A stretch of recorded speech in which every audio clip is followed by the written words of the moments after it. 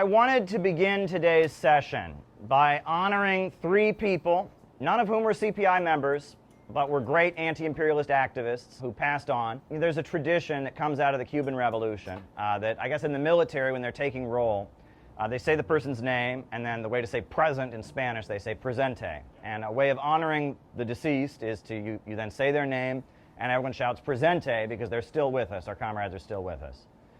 The first person I would like to honor was a guy named Marty Goodman. Marty Goodman was a man who was born into a communist family in New York City. He got involved in the struggle against the Vietnam War as a young man, and he was really involved in building peace demonstration. He was in the Socialist Workers' Party, and he was in some other organizations that came out of that. He was a transit worker. He drove the subway train in New York City. He actually saved someone's life on the subway. So a woman had tried to commit suicide and jump in front of the train, and he jerked the train to a stop and saved the person's life. And so the city of New York gave him an award for this, and he turned down the award in protest of the way the transit workers were having their treatment cut, and he kind of embarrassed the MTA authority turning down their award. But the reason that I know Marty Goodman is because in the final years of his life, he was dedicated to freeing Julian Assange, and that became the cause that he was obsessed with. And every week they had a protest in front of the British UN mission, every week. And I worked near there at the RT studio that used to be there, and I would walk by him, and sometimes he would be the only one there with a sign, "Free Julian Assange." He'd be the only one. And sometimes there'd be 5 people, sometimes there'd be 10 people, and sometimes it was just Marty. And I would run into Marty on the subway, and I would run into Marty in my neighborhood. And he always wanted to give me a newspaper, and he was always dedicated to freeing Julian Assange. And he died 3 months before Julian Assange was freed. And so when Julian Assange got his freedom, I thought of Marty Goodman and how happy Marty Goodman is in the next life to see that the cause he dedicated himself to in his final years finally had fruition. Julian Assange was able to return home to be with his family. And so Marty Goodman is a great comrade. Marty Goodman, presente. Marty Goodman, presente. I wanted to talk about another comrade, another friend who died this year. It was a guy named Paul Gilman. Now, Paul Gilman was an activist in New York City, and he ran for Congress and for various offices as a member of the Green Party. Paul Gilman's story is fascinating. Paul Gilman, in the early 1980s, he was convicted of something related to marijuana. And he was a young man who smoked a lot of pot, and he ended up going upstate to prison in New York State. And in prison, he read every book he could get his hands on. And he learned about Mao Zedong and the Chinese Revolution. He learned about the civil rights movement, the black struggle, and he came out of prison as a dedicated activist. And he was at every anti-war demonstration and every rally in New York City. He was somebody that I just found to be very, very amusing. One time I gave a class on the history of Mao. He came with a stack of books because he was just so excited to share the information. But one story about Paul Gilman that I want to share is that he had a son who was disabled, who was kind of special needs son. And one time he took his son to a film screening, and his son, who was disabled, was kind of, being loud and making a scene or something like that. And he was very embarrassed, and he was very apologetic.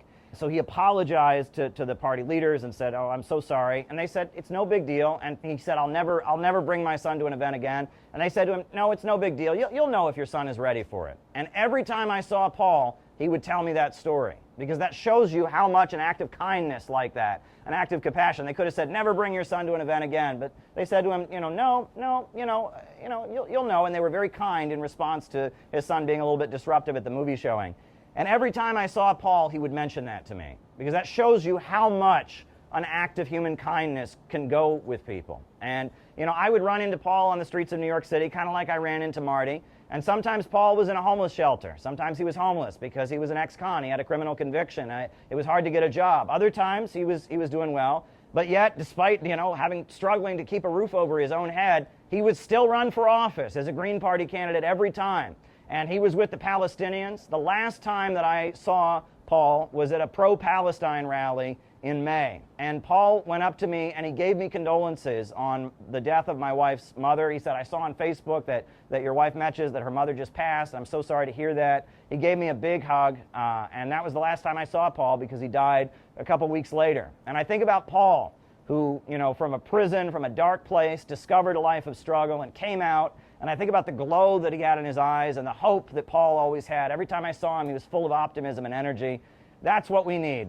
Paul Gilman, presente. Paul Gilman, presente. Paul Gilman, presente.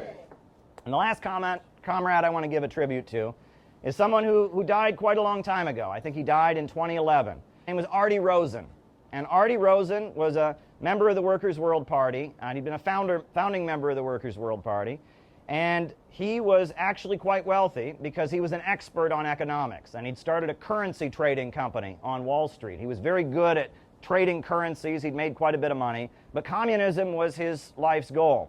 And he was a Jewish American, but everywhere Artie went, and I knew him at the time he was retired, he went with a Palestine baseball cap on his head and a stack of communist newspapers in his briefcase. And everywhere he went, he was wearing his Palestine baseball cap, and he was giving out the newspaper to everyone he could. And every time you saw him, he would tell you about, I was on the subway and, someone saw my Palestine hat and they gave me a thumbs up and I just got them a subscription to the newspaper. Or I was walking through a neighborhood and there were a group of Arab American teenagers and they saw my ball cap and they gave me a thumbs up. And every time you saw him, you heard from him good news, positivity, hope for the movement. And, you know that as a Jewish guy, an older Jewish guy in New York City wearing a Palestine ball cap, he must have gotten a lot of negativity. There were probably a lot of people that gave him a thumbs down or told him to go F himself or something like that, but you never heard about that from Artie. I think about Artie, the reason I'm bringing him up, even though he passed, quite a few years ago, is because I think about, in the next life as he looks on us now, he's got to be so overjoyed to see all the pro-Palestine demonstrations that are happening now, that people all over the country are marching for Palestine, and people like him that are of Jewish descent are also marching for Palestine. He's got to be just absolutely overjoyed. Artie Rosen, presente. Artie Rosen, presente. Artie Rosen, presente.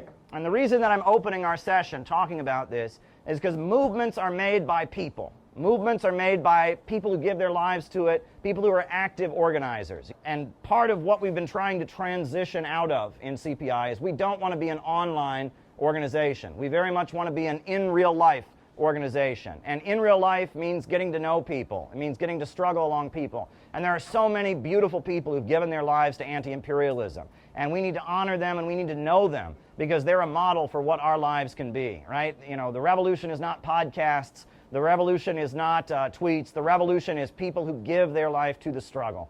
And so we want to keep these comrades with us and look at them as a model of people who lived for a higher purpose, believed in living in the sake of others, and sacrificing for something that they believe in. We want to hold them in our hearts as we go out and build a movement in our time. So Marty Goodman, presente. Paul Gilman, presente. Artie Rosen, presente. We will encourage everyone here to have come up here and have a say to what we like to say. Don't be afraid, we're not. Yeah, it'd be great to say it. Yeah, so if anyone's got something interesting to say or comment on, and you'll be the first one up here, so please come on up. All right. My name's Demetrius Karastamatis Long, and when I grew up I thought it was a disease, not a name. But I just saw something yesterday that really terrified me on the Alex Cristoforo show. I don't know if you guys know it. Yeah, I watch it sometimes.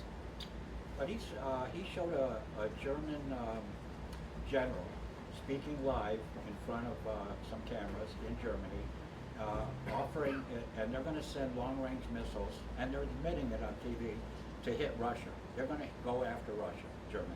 I guess they just don't learn their lessons. How many wars they have to start. But not just that, right after that, he showed a clip of these soldiers in Ukraine grabbing these people off the street. And they weren't young people. Some of them were overweight, old, 40, 50 years old. But yesterday they shot one of the kids, and the other day they shot one of the mothers, it's reported. Now Ukrainians want this war stopped, but this is what Nazis do. And this bothers me a lot because my father fought the Nazis with a pitchfork in Greece. I'm surprised he survived. He lost his hand. They had to tie it and get him on a boat over to a hospital. Somebody barely made it. But when they stole our farm, they made it into a concentration camp, and My father showed me he went mountains away. He showed me where he lived. The house, that little he built out of rocks, was still there. He had his sheep for about 4 years. These Nazis are nasty people. They're not normal human beings.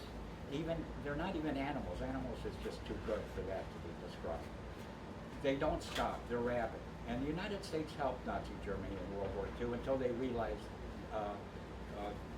Soviets were beating them. Then they decided to join in. So we've always been basically on the Nazi side. What we're seeing in the United States today is a growing of that. They're even trying to soft the Nazi thing around, if you notice. They're not Nazis, they don't seem to mind them. So I'm seeing them grow again.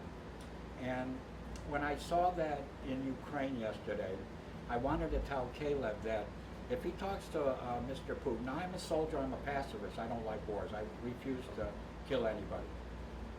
I grew up with this Nazi stuff in my family. I know what it is. This is not normal. This has got to be stopped for the world. And I know the world isn't with it.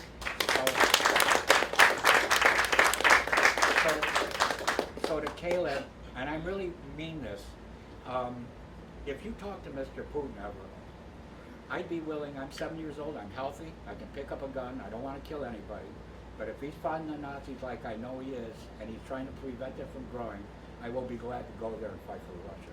No doubt about it. That's all I have to say. Thank you. Thank you. I think that's a great point, and I think that the way I'd like to answer it is to talk about what exactly Nazism is rooted in. Because there's so much confusion now. People think that Nazism is wearing a uniform. People think that Nazism is being racist. And the Nazis were racist, but that's not what made them Nazis. The essence of fascism is degrowth. And that capitalism has this problem, that economic expansion and production leads to poverty, which is not natural. And the only way that the ultra-rich can stay in power and maintain their power and resolve that problem is with mass destruction. And the Nazi economic system, if you look at it, was about rebooting Germany's economy with degrowth methods by destroying productive forces. The most famous example of what they did was obviously creating a slave labor underclass. The people that worked in the concentration camps, they were free labor for Volkswagen, free labor for the steel companies. It was a way to boost the corporations that were having a problem because of the economic crisis by having a whole bunch of free slave laborers for them. And when the Nazis took power, Hitler, he didn't come to power promising to kill the Jews. He came to power promising he would give everyone in Germany a job. But the way he did it was they say he put half the country in concentration camps and the other half in military uniforms. And that's kind of a crude way of putting it. He didn't literally do that. But what he did, first of all, was they broke the labor unions. And they made it so you couldn't go on strike. They threw the leaders of the labor unions in prison. And in order to do that, they had to have a huge amount of prisons built and a huge concentration camp system. And a lot of people got employed as being guards in those concentration camps. And a lot of people got employed building the concentration camps. And then a bunch of people were in the concentration camps, so they weren't out competing for jobs. The other thing that they did is they shamed women out of the workforce. They said that if a woman worked, she was taking a job away from a man. And they had a billboard campaign with pictures of women, like this woman is taking a job away from a good, hardworking German man, etc. And they did that, and they increased the marriage bonus. And so that put women out of competition for jobs. Then they built these highways across Germany, the Autobahns. And they also then restarted military spending. Germany had not been allowed to spend on the military. They restarted military spending. And by taking those very, very dramatic moves right as Hitler came to power, they rebooted the economy. And the German economy was strong for 2-3 years. But it was false. It didn't last because the problem still persists. The overproduction still persists. And the reason World War II broke out and the reason they started expanding and seizing territory was because they were once again in an economic crisis. And the economy was going to collapse by 1939 unless they had a war. As they would take over an area, they would take the people, not just Jews, but also Poles, Slavs, and make them slave laborers. And Berlin was full of slave laborers at the time. All kinds of people they had dragged in from other parts of Europe to work and be slave laborers. Noah has a lot of expertise in the field of economics. I'm kind of in awe of Noah. He's just a brilliant, stand up Noah, right? Brilliant. He knows economics very, very well. I've learned economics from Noah. And there's this concept of reverse inflation, that if you make everyone poorer and the amount of money that's in circulation goes down, you can stop inflation. And that's a big part of neoliberal economics. I quote Lothrop Stoddard, who was the white supremacist who was on the board of Planned Parenthood. He was considered to be enough of a fellow traveler and sympathizer with the Nazis. As World War II was breaking out, they invited him to Nazi Germany, and he wrote a book called Into the Shadows, or Into the Darkness, something like that, describing the Nazi economic and political system. And he says in that book, as a Nazi sympathizer, he says the basis of Germany's so-called economic boom was taking it out of their own hides, was impoverishing the country so the economy could get going again. That is the essence of fascism, right? Fascism is based on the assumption the pie can only ever be this big, and if the pie can't keep expanding, so how do we make the pie smaller? And if the pie can only be this big, the only way your slice gets any bigger is by cutting into somebody else's slice. And, you know, Nazism came to power, and anti-Semitism and racial ethnic supremacism was a big part of what they believed. But they did that backwards. There's no fascist ideology. There's no fascist belief system. They make it up as they go along to justify what they are doing. And what they are doing is trying to save their system with degrowth. It is trying to destroy productive forces and roll back the wheels of history in order to make an economy, a capitalist economy, continue to function. And that is the essence of it. And that a lot of people go looking for the essence of Nazism and what they believed. The Nazis were racist. Yep, but people were racist long before the Nazis. People were racist afterwards. The Nazis were authoritarian. There's been authoritarian governments before the Nazis. There's been authoritarian governments since. The essence is degrowth. And there's a book that was published by a British communist named R. Palm Dutt called Fascism and Social Revolution. And that book gets into this point in great detail with statistics and data, and that's brilliant. And I'll also say that Lynn Marcus, who later changed his name to Lyndon LaRouche, he wrote a book called Dialectical Economics that makes this exact same point in other very articulate and clear ways. That the essence of fascism is an attempt to save the capitalist economy with degrowth methods, and that degrowth is always dangerous because it leads to genocide and destruction. And we obviously are all about being environmentally conscious. You know, we want to operate and interact with nature in a way that is sustainable and productive, but there is no limit to human growth. Thank you.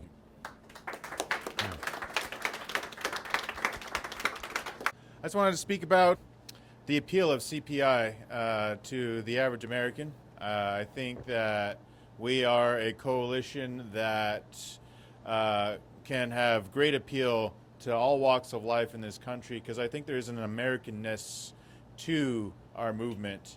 You know, from the Don't Tread on Me back in our revolutionary days to now, we've always been critical of war. No unjust wars has been in our culture for centuries now. I think we have an anti-imperialist spirit to us. We believe in peace, nonviolence, self-defense only when necessary. I think that is a deep strain within us. We are very respectful of diversity in cultures. You know, we are a nation of immigrants, as many people say. We have an attitude of do what you will, you know, as long as you're not hurting anybody else. We are very tolerant to that, and these are all values that CPI also holds and also wants to see increase in our society. And our fight for freedom for people around the world is our expression of that as Americans, to help lift up the entire world. So that's one of the main reasons why I was attracted to CPI. Among all the possible options there are nowadays, this one really has a spirit to it. This one really has the chance that so many leftist groups, I think, are lacking and will never be able to achieve to those heights. You know, there was a time when we were using shortcuts in CPI. We were calling ourselves a communist organization. If you call yourself a communist organization, There's a bunch of people who will just show up because their identity is, oh, I'm a communist. And sometimes they might be in a Trotskyite group, and sometimes they might be in a Maoist group, but they love the self-identity of being a communist. But being a communist makes you an outlier in American society. It means you're somebody who's, marginal, basically, and a lot of times they're attracted to that identity on the basis of being in opposition. And on top of that, there's something new happening in the world. I talked about yesterday in some of the speeches that were given. The Soviet Union and its model and way of doing things is not coming back. Imperialism is very much alive, and there's a heroic anti-imperialist movement around the world, but it's not the same. And that if we're serious and we want to build a mass movement that can actually defeat imperialism, one, we need to be in line with what's happening around the world, and what's happening around the world is not old-style Marxism-Leninism. And two, we need to be in touch with the American people, and the American people are not going to join the hammer, sickle, and the red flag. You might get a little bit more in the short term if you do shortcuts. If you announce that you're forming a new communist party and you have hammers and sickles and red flags, you might get a little bit of a boost in the short term, but you're not going to have the movement you need in the long term. We have picked a task for ourselves, which is to build a movement that could actually win in this country. And, John F. Kennedy, he said, we do these things not because they're easy, but because they're hard, right? If you have the training wheels on your bike, you can go far, but you're never going to learn to keep your bike balanced and actually ride a bike. And, we've taken the training wheels off. We've picked a hard task for ourselves because we need to learn to do it. And I want to just say that this conference, the 7-day program, the way we have worked together is phenomenal. I have never seen a group of people that are more patient with each other, that are more kind to each other, and yeah, there might be a disagreement here, there's a snafu, we started pretty late today, but that's okay. You know what I mean? We're learning to work with each other. And there's a real love that flows from this community. I see love. I mean, we're here for each other, and all of us are here because we want to be here. That's the important thing. No one's here because they want to get internet famous. No one's here because they have a power dictator fantasy or whatever. We're all here because we want to be here. And that's what makes this work, is this is a voluntary thing. We're all here because we love this project, we need this project, we need the connection and the love that it gives, and we know that it stands for the truth, and we know we have to get serious. The other thing you mentioned about Americans and self-defense. Why do we have a Second Amendment in America? That's because this country was started by religious dissenters. And in England, the Church of England was aligned with the king and the old feudal system, and the Parliament and the emerging capitalist class fought against the king. And when they did that, they aligned themselves with a lot of radical street preachers, the Muggletonians and the Ranters and the Quakers and other religious dissent groups that existed that rejected the Church of England, that were aligned with the emerging capitalist class.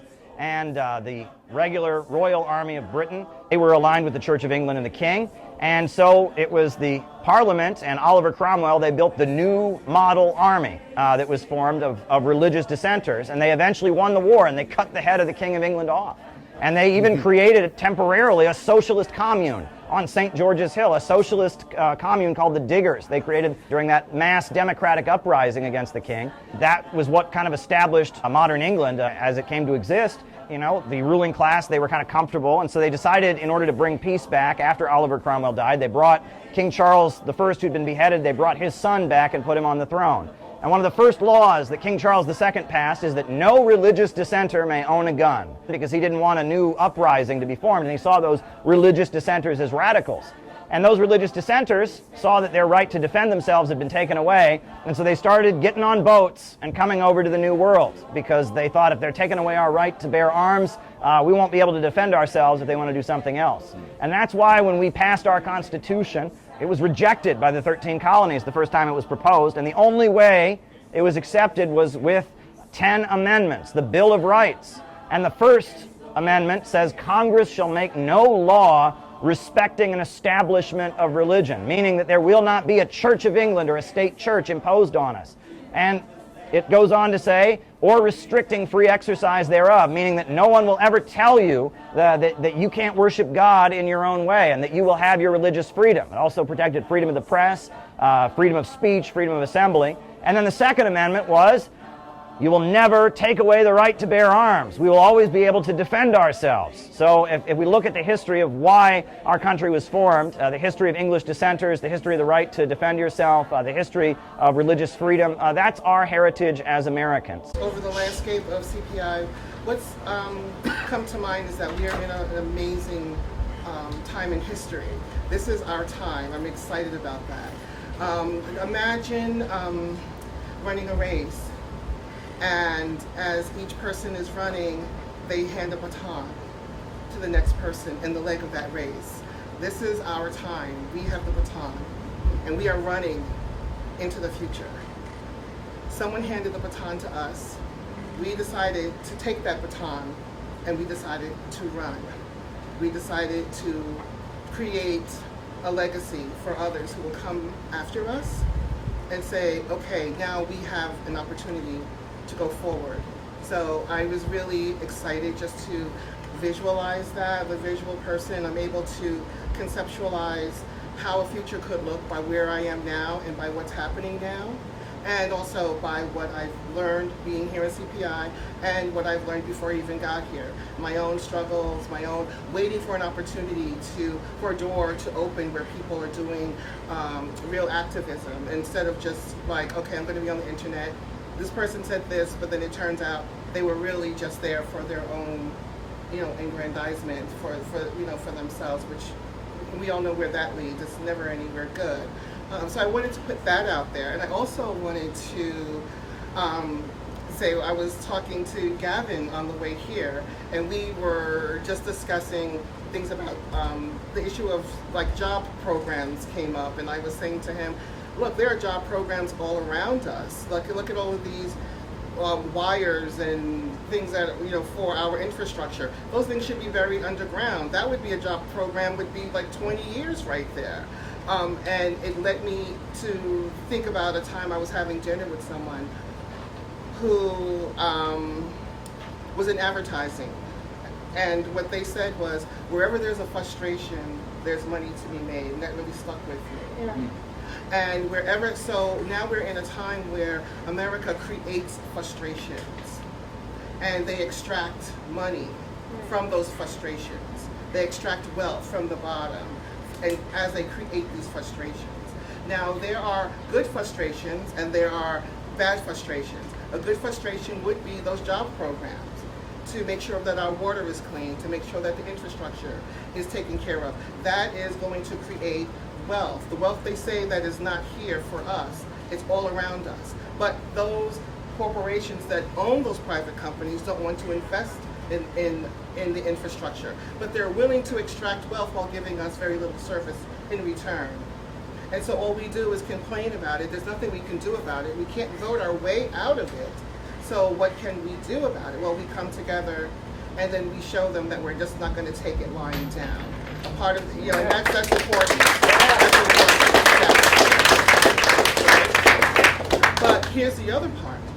If we owned the commons, if we owned that infrastructure, right, we would have enough money. There would be enough to go around because we're not going to foul our own water.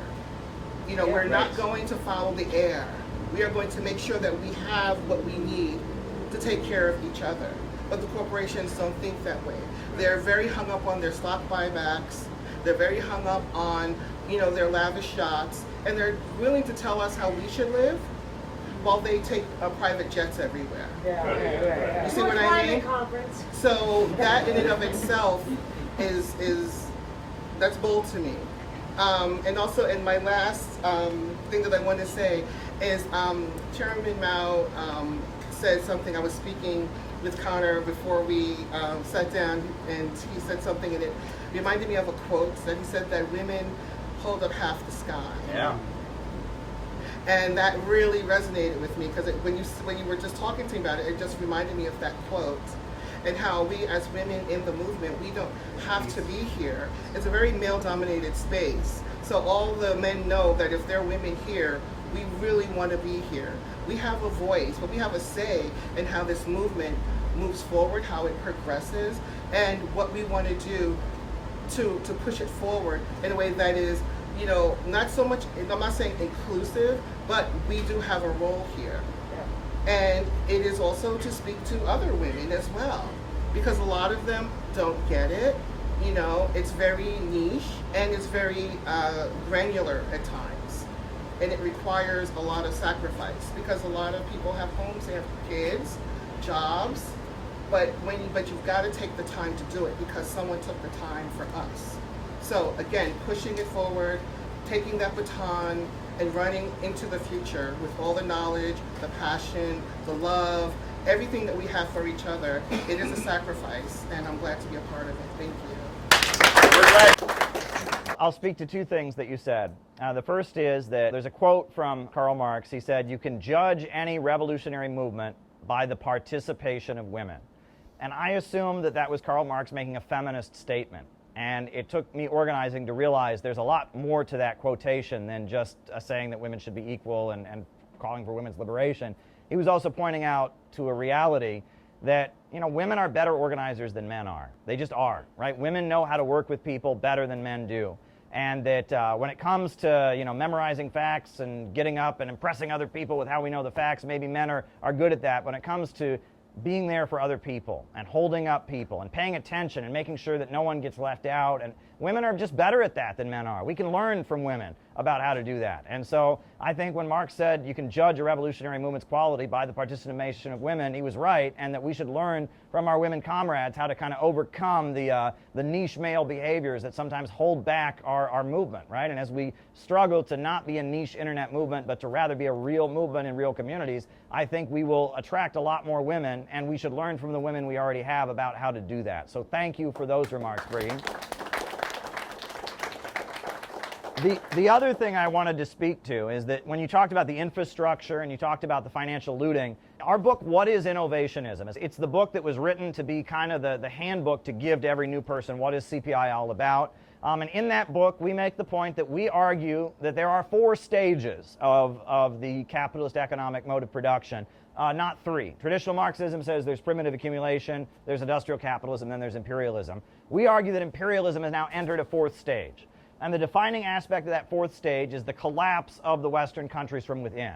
Imperialism, Lenin was observing that finance capital became dominant over industrial capital, and that the Western countries were building themselves up and making themselves more solid from within while exploiting and holding back and underdeveloping the Third World. Well, we would argue that we're now in a new phase where this international financial oligarchy that Lenin described is now also looting the First World, and that instead of building up an aristocracy of labor to make the homeland more stable, it's actually doing the opposite, and the imperialist countries are eating themselves from within. And that this is a thesis. We talk about different aspects of this, but accumulation through destruction is the name of the new period. I did not invent that. The person who did probably doesn't want credit for it. That's fine. It's not something that I discovered on my own. It's something that many people have pointed to, but we're in a stage where the imperialist financial monopolies are literally cannibalizing the homelands and primarily extracting profit not through the production of anything productive and creating and increasing the wealth of society, but by profiting off of and vulturing off of the destructive elements of imperialism and decay.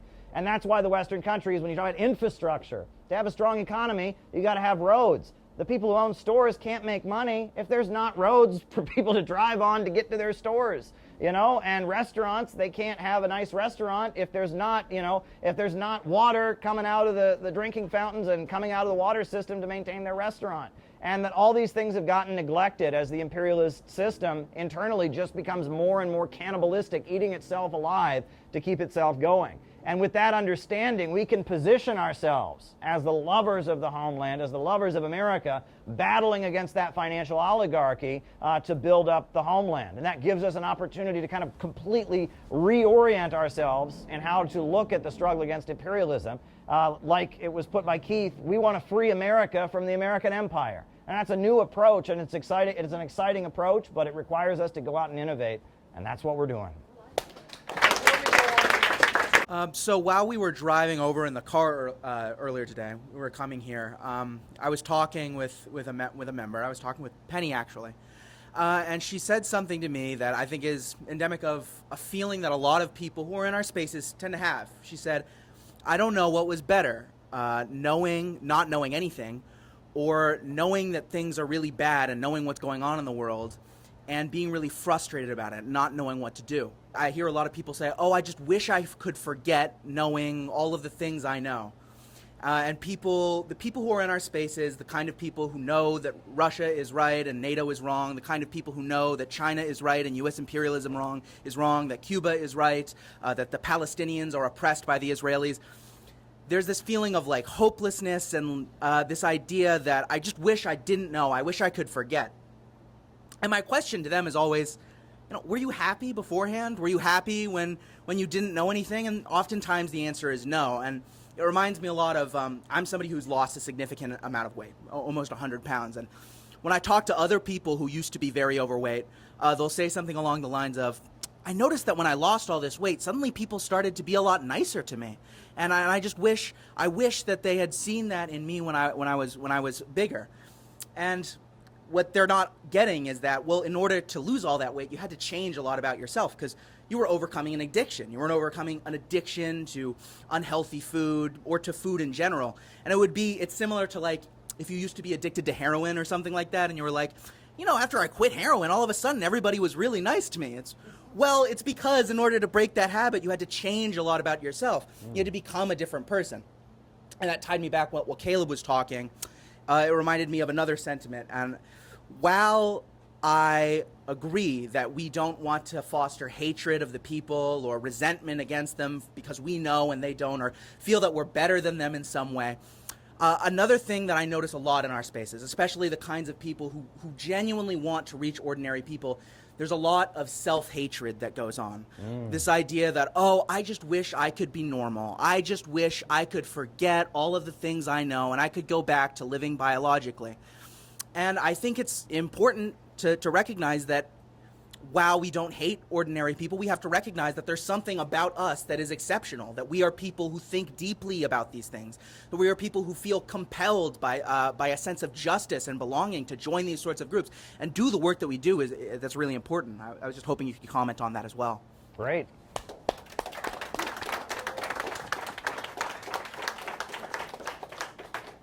It's interesting because this phrase, living biologically, that we've started using, it was interesting because we, at one point, people were criticizing CPI for using that phrase. It was not anything we ever put into writing.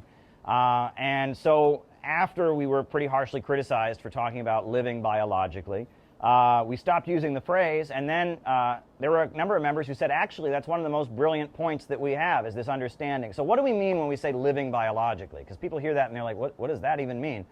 Well, the weeds in your garden are alive, and a rat is alive, and a monkey's alive, a dog is alive, a pineapple tree is alive, but they're not alive in the human sense. They respond to pain, and they move and respond to pleasure. They kind of move about the world responding to stimulation, but they don't exercise any amount of agency. They don't ask big questions. Why am I here?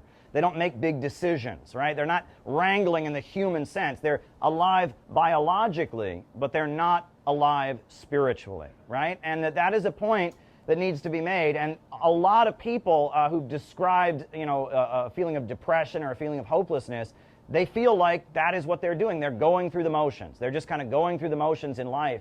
And it's a painful existence. And we also know that our rulers, the ultra rich, the Malthusians, they believe that human beings are animals. And they would like us to exist only in the biological sense. They would like to reduce us to being rats in their maze in a science experiment. They would like us to just be responding to pain and seeking pleasure. And they would like to keep us from asking big questions.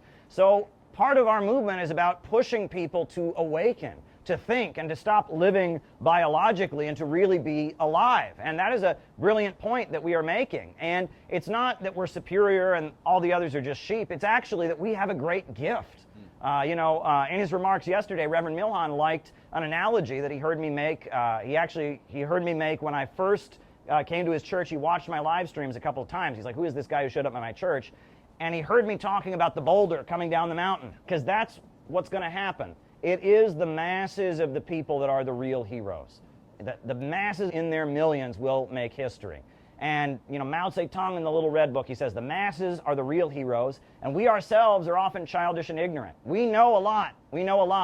But when the time is right, the masses are going to go out and do things that we would be scared to do, that we would think are foolish. When great struggles break out, people that you never would think had the level of understanding that would make them a revolutionary go out and do bold and heroic things because the time is right, because the conditions have created a sense for that. There was a friend of mine, I think it was during the Detroit newspaper strike in the 90s, and there was one worker there at the Detroit newspaper strike, an ordinary guy who talked about how he was driving his pickup truck into the line of police to protect the picket line. Now, you or I would say, don't do that. That's a foolish thing. You'd never drive. But he was doing it because the struggle had emboldened him to engage in that kind of activity. And in some cases, we might be holding him back and say, buddy, don't drive your truck into the picket line, because the masses have a heroism and a boldness that comes out when conditions are right. Our role is to guide that heroism and guide that boldness. There's a boulder rolling down the mountain, and we have the ability to nudge the boulder to go this way, nudge the boulder to go that way. And with our knowledge and our understanding of the way the world works and our understanding of the global economy, we can nudge the boulder. And that's an important role. We were chosen for that role. I believe all of us were born in this time for a reason. And we are the ones that are going to guide the boulder, but the masses are the ones that are going to go out and be heroic and engage in acts of self-sacrifice that are going to make all of us feel small and almost weak in comparison. So when you get frustrated with your neighbors or your friends, think about the moment when they awaken and how you're going to be just blown away by what they do.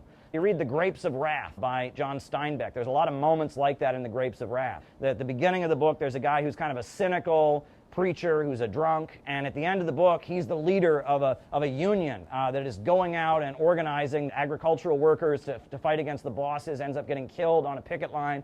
You think about that, and think about Dr. Martin Luther King Jr. He started out as he was picked because he was the most in line with imperialism. They couldn't have anyone with a history of being a communist or being an anti-imperialist lead the civil rights movement. And by the time he died, he was denouncing the Vietnam War. Estimated that we spend $322,000 for each enemy we kill in Vietnam, while we spend in the so-called war on poverty in America only about $53 for each person classified as poor. The promises of the Great Society have been shot down on the battlefield of Vietnam, making the poor, white and Negro, bear the heaviest burdens both at the front and at home. And even though he was a pacifist, he gave a speech at Riverside Church saying that basically the Vietnamese were right to fight for their national liberation. At the time of his death, he was saying that while he didn't believe in communism, he thought maybe some form of democratic socialism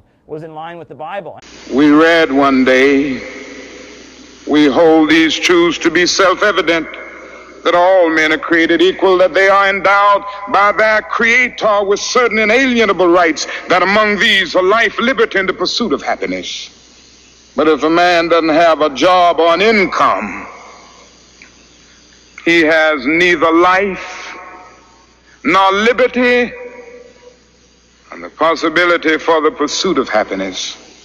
He merely exists. He was picked, he started out as a guy to make sure that no one would ever talk that way. But conditions were right, and he was put into the place, and look at the great person, the great hero that Martin Luther King Jr. was. And even though his struggle had been a struggle for racial equality, he was killed on a picket line. I mean, not literally on the picket line, but he was killed in his hotel room in Memphis, Tennessee, where he had been protesting to support a strike of black and white sanitation workers. And he went from the racial struggle and the civil rights struggle to being the leader of the class struggle and being the leader of the anti-war movement. All labor has dignity. Yes. But you're doing another thing. You are reminding not only Memphis, but you are reminding the nation that it is a crime for people to live in this rich nation and receive starvation wages. America's opportunity to help bridge bridge the gulf between the haves and the have-nots. And the question is whether America will do it. There's nothing new about poverty. What is new is that we now have the techniques and the resources to get rid of poverty. And the real question is whether we have the will. And it didn't cost the nation 1 penny to integrate lunch counters. It didn't cost the nation 1 penny to guarantee the right to vote.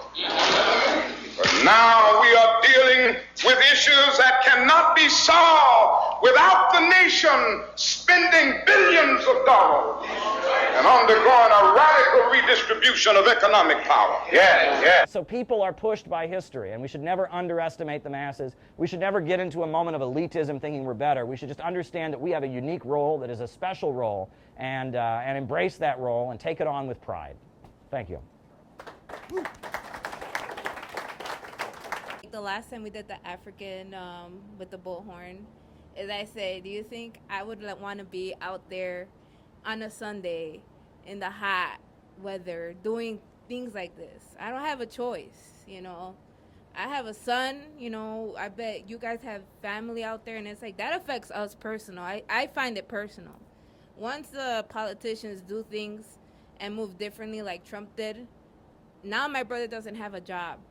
You know, he lost his job. Now he's back to zero. And I'm doing it for my family. I'm doing it for them. They think I do this because, because, you know, I want to be an influence to people like me who are poor, you know. I want to guide them. I want to kind of also take care of people, too. That's always a gift that I felt like I always had. But I didn't know how to navigate it. But just being part of this made me realize how important you guys are, and just making sure that you guys are all well taken care of as best as I can. And like, I think just caring for one another it's a long shot, but it'll benefit all of us at the end. So pretty much that. And then just the depression rate since 2020 is like off the roof. So like I said, ever since it's been 5 years since 2020.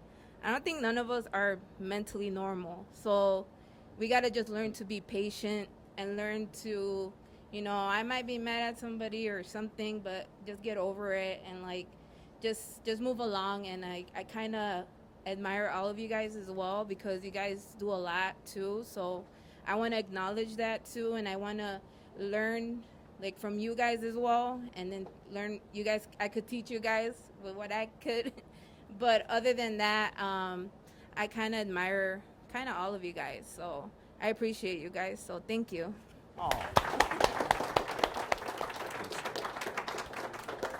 Well, Gabby, you are the model in so many ways. I remember 3 years ago in Chicago, we had a conference, and you were there with the Z. Do you remember that? Yeah, and you were with the Z, holding up the Z to support Russia and Ukraine. And, you know, this kind of movement is made up of people, and it is about what you said about caring for each other. That is so much of what we are doing.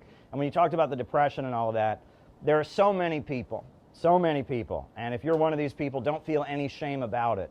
There's so many people that when they start to do something and they start to get involved, there's a voice in the back of their head that says, you're going to fail, you're going to look stupid, everyone's going to judge you. Why are you doing that? Why are you wasting your time? And sometimes that voice is the voice of an abusive parent. Sometimes it's the voice of a bully or an older sibling or a younger sibling maybe that was harsh to you. And that a lot of people are battling against a voice in the back of their own head that is trying to demoralize them, trying to make them more hopeless, trying to make them feel like they're not going to succeed. And they're battling against that voice. And I've got a message for all of you, which is the best way to defeat that voice, the best method for defeating that voice is to be around comrades, to be with other people. They are the best way to fight back against that part of your mind. And the reason they had us all on lockdowns that now we know were medically unnecessary, that killed more people died from the lockdowns and the depression of the lockdowns than from COVID. I mean, the reason they did that is they wanted us all atomized and isolated so that we would have to be fighting that voice all by ourselves, alone, maybe with the demoralizing internet next to us and all of that. That's what they're trying to do. But the best way to find strength and validation is to be in an organization with other people. And that's why in real life events are really important. That's why I do not want CPI to be an online organization. We need to be here for each other. And the atmosphere at the 7-day program and the way whatever disagreements we've had, we've been able to talk them out patiently with each other, and the way we've kind of come together and tried new things and experimented, that's what it means to be human. That is life. So Gabby, we love you. And you have been so amazing. CPI Chicago wouldn't exist without you. So thank you for everything you've done. Thank you. I think it was Xi Jinping, the president of China, or maybe it was a different Chinese diplomat, said that the world is big enough for everyone to do well. Said something like that. I'm paraphrasing it. Listening to a song the other day, and by a guy called K. Reno, and one of the lines he said, Lord, save us from excuse making and false blaming, and restrain the anger-filled thoughts that we're entertaining. Block all the dangerous engagements that render us brainless. Refrain us from selling our souls just to be famous.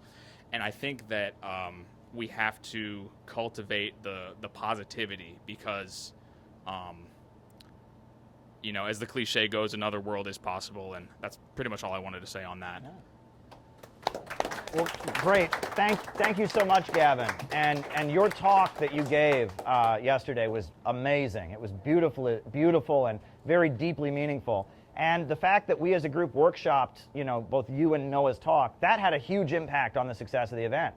Both your talks were phenomenal because we workshopped them. And I think in the future, we need to do that for all the talks. We need to workshop and learn to workshop and teach each other. And it was also really great how David Fox, who's a Toastmaster extraordinaire, was able to step in, and he knew how to do a public speaking workshop. So that was really awesome as well.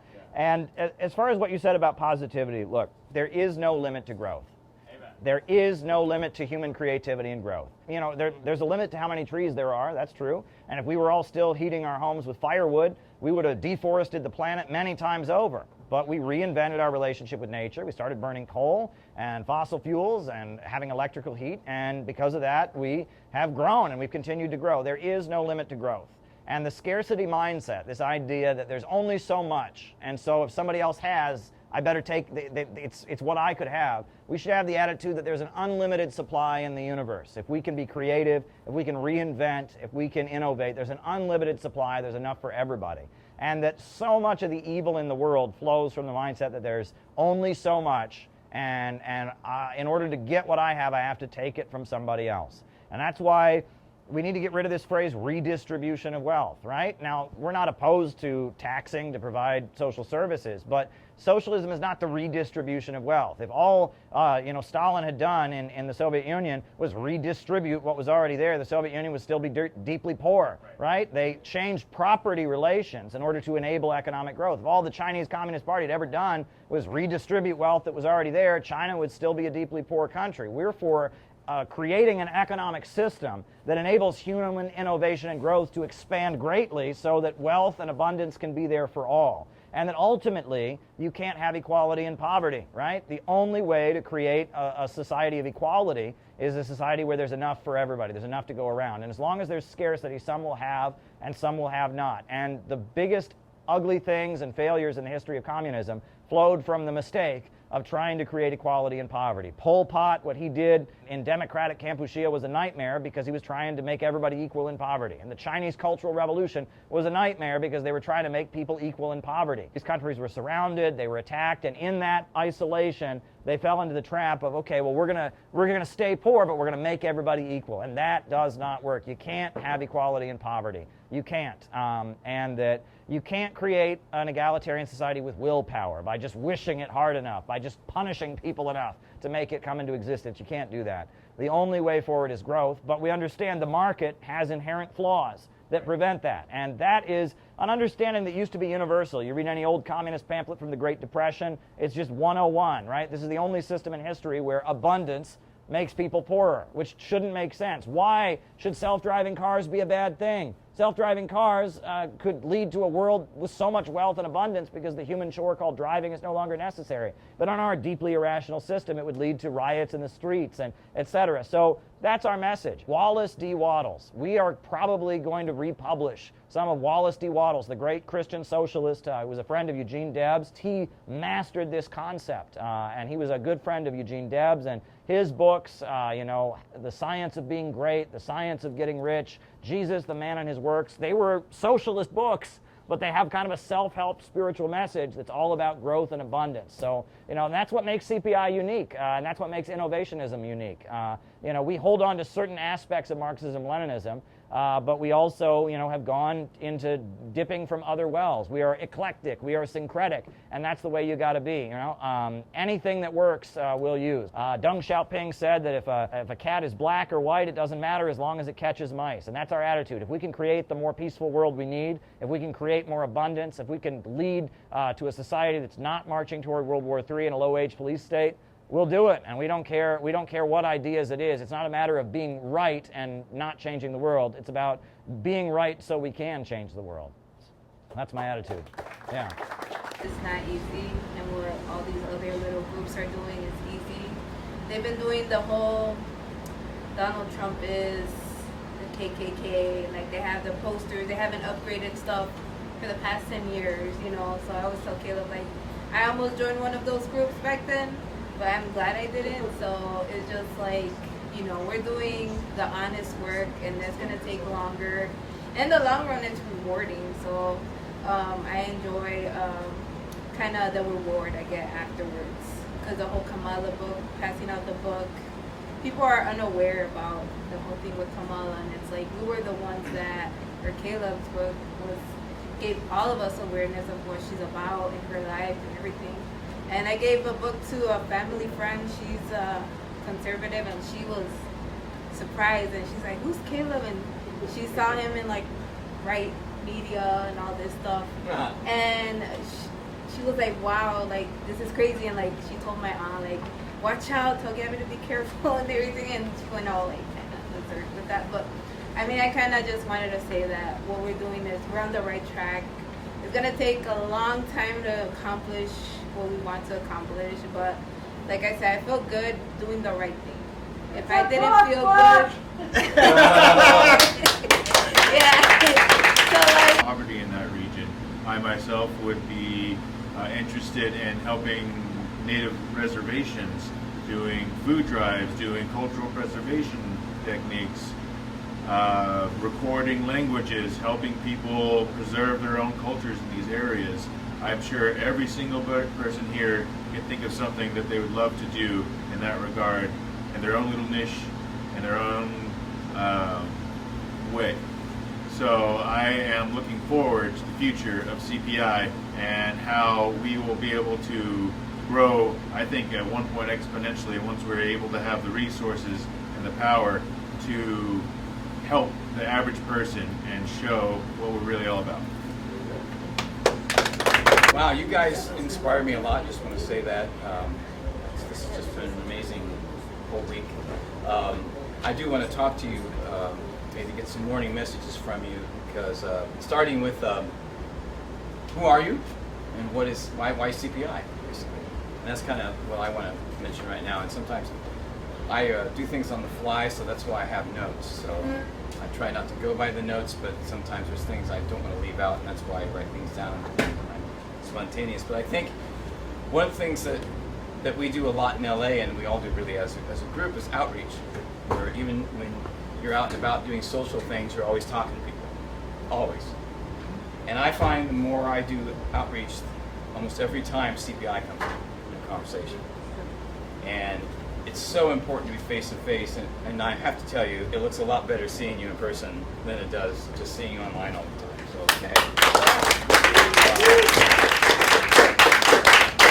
I want to increase that too. I'd like to see us do this more often, and please come to LA. So I asked myself, who am I? Well, there's a lot of things. I wear a lot of hats. So I put in the context of activism. The first thing I did, I guess as an activist, was be a media ambassador for Adopt a Minefield, which is a program of the United Nations of the USA. And they asked me to be a media ambassador. I worked in the Hollywood Press Corps. Sorry, Dan, could you speak up I a little wrote, bit? I wrote an article for their international newsletter, and I worked in the Hollywood Press Corps 1 year. It was a great experience. I met a lot of people from all over the world. And I learned that, you know, when people will tell you, you can't change the world, I realized that was absolutely not true. What we did as a community is, I think we pretty much stopped the creation of landmines.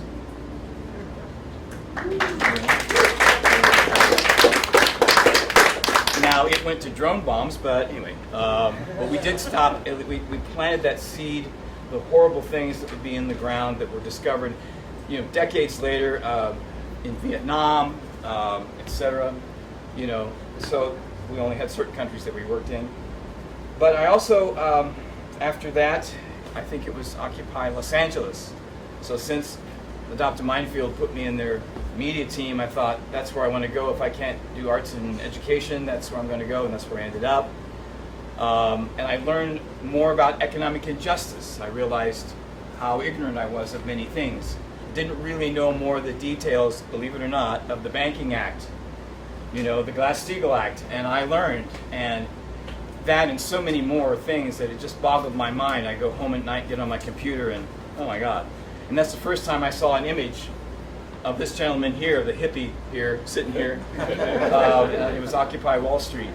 And the next thing that I did was working with KPFK, because I realized the importance of building community, and someone asked me if I wanted to be on the committee, and then I was the acting chair of their community advisory board. I didn't have to get involved in their infighting politically, and I could just communicate with the community and get their feedback about what they liked and didn't like about, you know, community radio.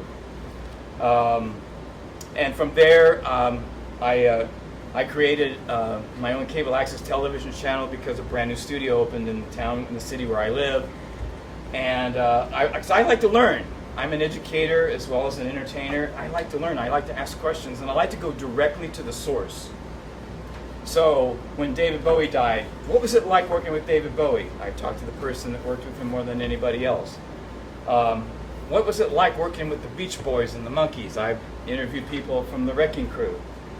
What is this thing called the Freedom Dividend? I talked directly to Andrew Yang about it. What is the Green New Deal in your perspective? I talked to Jill Stein. What is this thing called CPI? And I talked to this gentleman here. This is one of those things where, like, I know it's difficult. There's times where, like, let's just say I just have family that says just give up. Live your life biologically.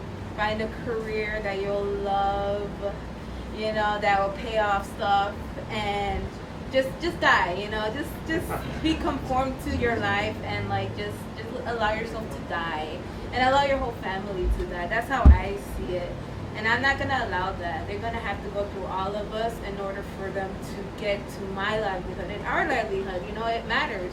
The working class people matter, you know, and that's what I'm tired of hearing, like the left, the right. We're none of that. We're innovationists. We want to get the stuff done as soon as possible, you know, and there's times where, like, I'm optimistic at times, but like I said, talking to you guys, I feel better because I know we're doing a big project that's going to be for everybody. So, like I said, hopefully our projects are big, hopefully everything that we do pays off, because sometimes you have people in your ear saying, give up, stop doing what you're doing, get that career going, girl, go girl, you go girl, you know, but that it's all lies, it's all a scheme, it's all like, you know, quick money paycheck, and, you know, live paycheck after paycheck, and it's like, no, I can't, I have no other choice, you know, we have no other choice at these times, you know, like, freaking, all these grocery prices are crazy, you know, but like I said, it's a whole movement we gotta create, and like I said, it's just, I'm feeling thankful that, like, everything that happens for a reason, and it's a Sunday, And I'd like to thank God that we're here together, reuniting, and I'd just like to say thank you, God, for all the blessings you have for us, and, you know, amen. Amen. Yeah. Okay, so we talk about seeing the masses come alive, and to be empowered, and that requires them having the knowledge and understanding that and knowing the struggle and knowing their own struggles to be out and go and take a course of action. And so we've done that through like with Gabby helping to build flyers across Chicago, Penny distributing the Houthi books into the Muslim communities. But we need to find ways to interact with communities on a one-to-one basis, and I'm wondering if CPI could see itself doing activities like mutual aid, cookouts, hosting dinners like these, at local community centers, in order to be able to talk to people in a local community one-to-one, and figure out what their needs are, what their concerns are, as well as providing material relief, for those in need. And in doing so, we get to know a community better and find a way to organize with them in order to create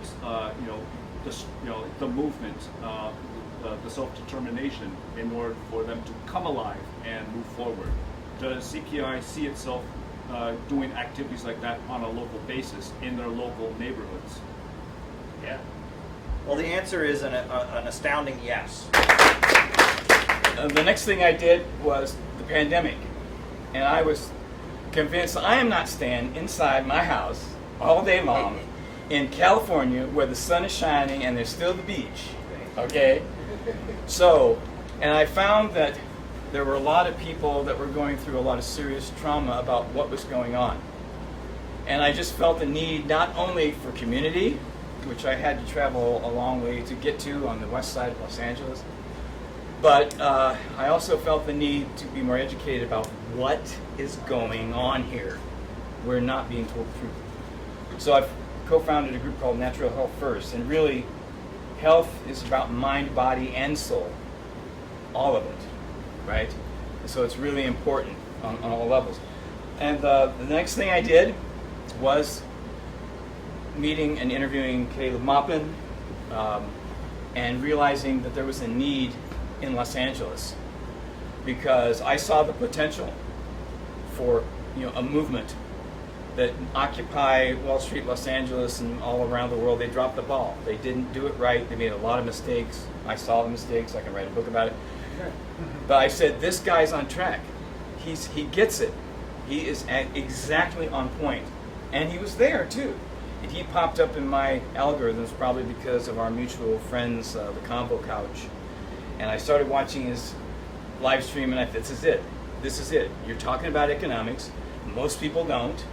I grew up middle class, lower middle class, poor, and nobody talks about, economics. They leave that conversation almost completely out all the time, unless they see their taxes getting raised. Then they want to talk about something, So I think what we need, why CPI for me? Well, that's just the background story of it.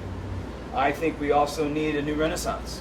We need not just music, but remember, or arts or painting or whatever from the original one, but it's also economics, it's also spirituality, it's also political, and maybe even more so, it's about what we're doing, community building, to make all that happen.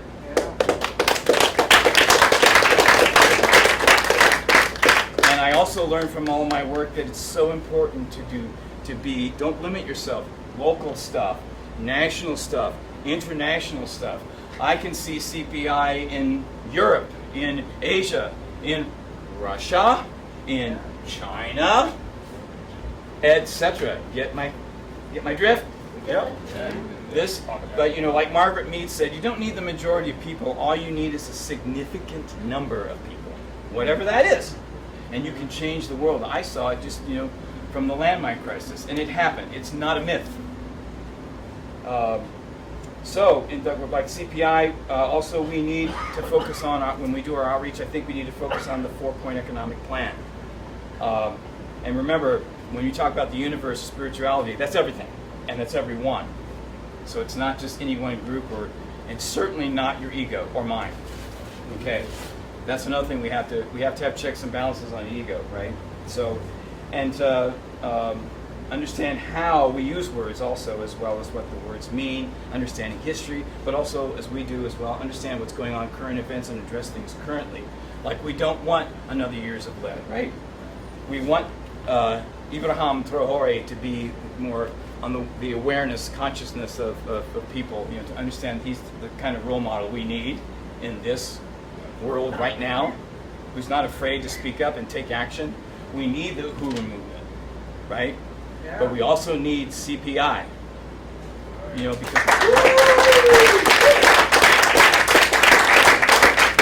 And I just want to say, again, thank you all. You are so inspirational to me. Sorry, I do get emotional when something is really important to me.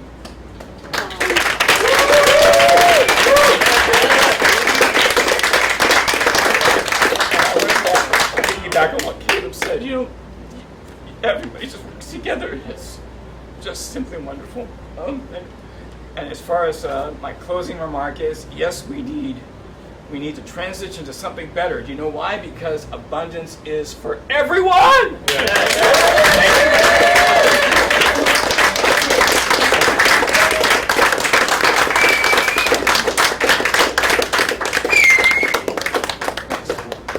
My name is Steven Osef, and I'm from San Diego myself. And it was interesting, I'm a Jewish person myself. I was raised Jewish, and I don't really go to synagogue to pray often. But I was bar mitzvah and I was raised, Jewish, and I went to Hebrew school, attended every Sunday and Wednesdays. But I had went to the synagogue actually the day before Israel had bombed Iran, and I had listened to the rabbi speak, and he was. At first, it's kind of hard to get a really good sense, although they do have, most synagogues and Jewish Chabbads, they tend to have a Star of David flag, an Israeli flag, and mine did, on the right, but historically they've had that. Although this time was different, the rabbi was speaking on, Iran, and he was essentially calling them a cult of death, the Iranian government, what he referred to, and he advocated for bombing and destroying the country. And he also spoke on the Jewish experience and Zionism, and he essentially stated that the only way to engage in spiritual work or spiritual experience or holy work of any kind was if you were to go to Israel and do some kind of work within the state of Israel. Apparently, according to him, that's the only way you could. That's virtually the only way you could engage in a spiritual awakening of some kind, which I completely disagree with. And I think that it's important to be able to create the conditions that are conducive to spiritual experiences throughout the world. That had me thinking too, because I was listening to Sayyid Husseini speak recently at the convention, and he gave a remarkable speech, and he was talking about resistance. He was talking about a number of terms and how he can analytically, redefine terms and colloquially and socially, and that's a significant process, and something that must be done in a number of regards. However, in regard to resistance in particular, it got me thinking, do you have to reside in a country such as Palestine or Iran in order to perform resistance, or can you perform real resistance within countries of the West, such as the United States, such as England, such as France, such as Germany? And I think that's a real question. I posed it to him actually after work, and he was a little stumped, although he did have a fairly good answer for me. He said, what we need to do here in the United States is you have to cultivate leaders, strong leaders. You have to build them up, and that's something that tends to not transpire within the West due to a number of reasons. Institutions, perhaps it's cultural of some kind, and of course, imperialism obviously intervenes and interferes with that. I agree with him. I think leaders, that's critical. And I was also bringing up Los Angeles. I was recently in Los Angeles with my good friend Dan Nicewander from CPI LA, from the CPI chapter out in Los Angeles, and we were at a party over there, And there was this one Persian woman who was saying a number of statements in regards to Palestine, and she was basically advocating for the destruction of Palestine and the Palestinian people and the Palestinian resistance. And I was thinking to myself, how can in a city such as Los Angeles, which has good and bad like every city though, how is it difficult? Is it difficult to have a spiritual experience, and how can you make it? How can you make it so it's not so difficult, right? How can we do that? And I think that CPI is pretty critical to that question, because CPI is clearly engaged in spirituality amongst a number of other things. And combating imperialism requires spirituality. That's something a number of communist countries, I believe, in the past lacked, such as the Soviet Union, Soviet Union in particular. However, we live in a new age, and I think that when you engage in an organization such as CPI, you receive a plurality of ideas, of concepts, of understandings, of beliefs, of various things, and that I think is a huge step toward reaching a higher level of spirituality, right? I also think that when you go to in Chicago, my experience has been pretty interesting. I've been driving around, performing a number of logistical things for CPI, preparing for the convention. And I actually stopped at a bar located in a neighborhood in Chicago, and I was speaking to a Latino, I believe Mexican American, that frequents the bar. He goes there every Thursday, and I think experiences like that are critical, because he was really open to me. He was speaking freely with me. I spoke some Spanish, so I think that made him feel a little more comfortable, and he was a bit impressed, and he was also telling me how he's a native, he's a native Chicagoan. He was raised in Chicago. He's about 40 years old. Apparently he witnessed a protest against ICE that took place in Chicago as well, and he had a great spirit, really positive attitude. He loves the Chicago Cubs in particular, and he's a big member of the community of Chicago. And I love, it's important, I think, to not simply be in a in a workshop or at a convention. Of course, conventions provide a number of opportunities, but it's also important to get out there and do other things. Go to the bars, maybe go to clubs. Go to, you don't have to necessarily do that, but, go to restaurants, speak to other people, go to the park, go to, community events, and I think that's a great way of also, meeting people and understanding. What was that? But I think that, also coming to places such as El Colectivo Ecuatoriano Patria Grande is also a great opportunity for cross-cultural exchanges to take place and education to take place, because we're within, kind of reside within a political network of movements and groups, right? And it's international, it's not just national, and it's important to listen to other people, from other countries and their experiences. During the convention, there was people from Ecuador who, spoke on the way in which Ecuador's been destroyed by the subsequent governments, that took place. Governments that were basically in control of Ecuador during Obama's presidency, and how they rolled back a number of the great changes and progress and economic reforms that had taken place before. And that kind of made me a bit emotional and saddened to hear that. It's quite sad, when things like that happen, and they happen quite often in this world, unfortunately. But Colectivo Ecuatoriano Patria Grande, it advocates for the unity, or the uniting of people of Latin America, all countries and all people of Latin America, against globalism, against imperialism. And that's also similar to what the great leader of the Islamic Republic of Iran had stated, Ayatollah Khamenei. And he had stated that, it's important for Muslims to unite, and, in order to combat imperialism and colonialism. Muslims from West Asia to Central Asia to North Africa. I mean, it must take place if they really want to, combat, imperialism and Zionism. I think it's very necessary. And Shia Islam is a great, starting place for that, certainly. And because of their very unique spirituality and spiritual beliefs. So, I guess maybe the question was, how can we engage in more resistance here? But I guess that's about it. Well, Stephen, I really want to say we really appreciate having you here. You know, we met Stephen in Los Angeles, and he's actually in Sacramento. He drove in for a CPI event, and we've hung. Oh, San Diego. See, I don't know my California cities. You know, they all San Francisco, San Diego, Sacramento. But we really appreciate everything. You've been here and you've been really helpful, and you also have a unique insight, being an Iranian American, but also a Jewish American, and having insight into both communities. So thank you for all the hard work that you have done, and we really value your insights. And those were all great observations. And you're right about needing to talk to people. As you said, your question for Syed is, what about resistance here?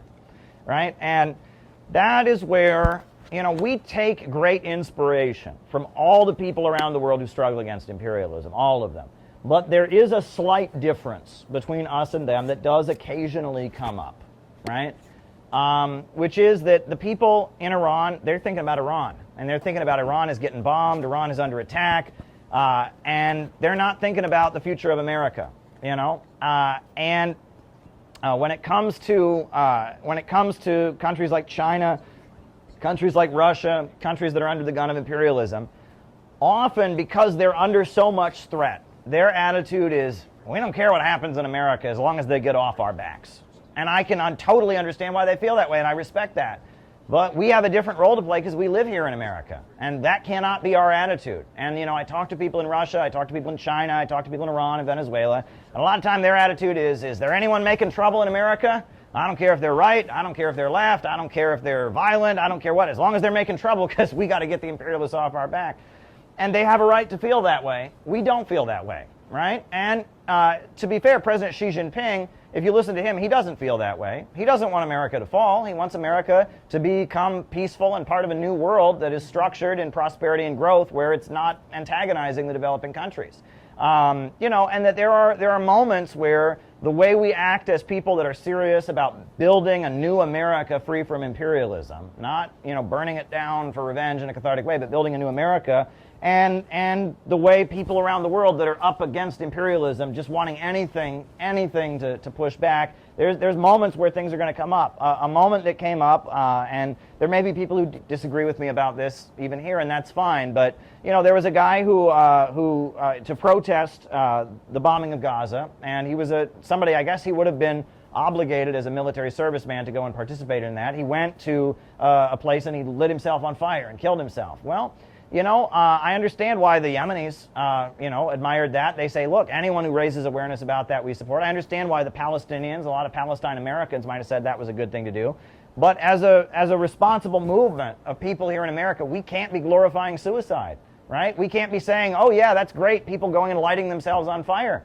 Because it's not great. Because mental health is a really big problem in anti-imperialist circles. And on top of that, we need organizers. We don't need dead martyrs who get attention for 10 minutes on social media. We need people who give their lives to this. And so I saw the way a lot of the Palestine movement was celebrating this guy who lit himself on fire, and I'm glad that he didn't want to go and be part of it, and I'm glad he felt so moved by the Palestinians, but I'm not glad he killed himself, and we can't be promoting suicide. And while people around the world might want to promote that because they say, look, you know, at an example of this, and they see it as anything that will raise awareness to the Palestinians, that's not the role that we can play as responsible actors, as people building a movement, and as people who genuinely love our country. You know, they talk about tough love. I think that we love America, but it's tough love sometimes. Yes. If someone really loves you, and you're screwing up your life, and you're making bad decisions, and you're headed for a bad direction, they're going to tell you.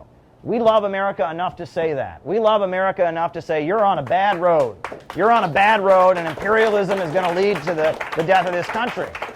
And it's tough love, but it's love, right? Yes. And you know, we love America enough to say, look, it's got to change, and we want a prosperous, beautiful future for America. That's what we want. And that means that we have the role. We can't just have the attitude of anyone who's causing a problem here or anyone who's breaking things or causing discord is good. That's not our attitude, right? And that might be the attitude of people in anti-imperialist countries, but it's not the way we see things. No, and we're not foreign agents, right? If we were foreign agents, yeah, that might be our attitude. Anything to screw things up, and, you know, but we're not foreign agents. We're American patriots. We love our country. One of the things that was mentioned was DSA as a PSYOP, and I'm just curious what kind of book of CPIs might be best for somebody who is in that milieu, in the sense that they got it right on Palestine and they got it right on a couple of things, and But I'm thinking maybe even the Khrushchevism book, because of how people have been so programmed to be against having leaders and ooga booga authoritarianism and stuff like that. Yeah. Well, I mean, it's a nuanced situation, because I think the majority of people who will vote for Zoran will vote for him for good reasons, for very, very good reasons. Yeah, and I don't disagree with his platform about, grocery stores and free buses for working people. And if he wins, even if he doesn't do what he says he would do, that's why that would be a good thing, because people voted for him for that. And I say the same thing about Trump. Yeah, Trump was promising to end the wars. Trump was promising to protect our civil liberties, and he doesn't seem to be doing that. But isn't it better that the American people voted because they wanted good things? Wouldn't it have been bad if they'd voted, said, no, we don't want, and that, yes, ultimately, we don't expect mainstream politicians to keep their promises. But, I think that some people fall into the trap of thinking, if I can just find the perfect candidate, the perfect third-party candidate. It's not that simple. It's about the balance of forces. It's very much about the balance of forces. As far as DSA, I'll just run down the facts very quickly. The Socialist Party of America existed. And the Socialist Party of America, they were not clear about what to do about the Vietnam War, because the Communist Party had, obviously been aligned with Vietnam, and the Socialist Party had been largely the anti-communists, et cetera, Norman Thomas. And there were some people in the Socialist Party who were pacifists. So they started the Socialist Party USA, led by David McReynolds, and they ran in elections. And then there were some people in the Socialist Party who supported the Vietnam War, and they were called Social Democrats USA, a very small faction that I guess still vaguely exists, of like Social Democrats who supported the Vietnam War. But Democratic Socialist Organizing Committee was started by Michael Harrington, who had been a follower of Max Shachtman, the Trotskyite, who had worked in Lyndon Johnson's administration.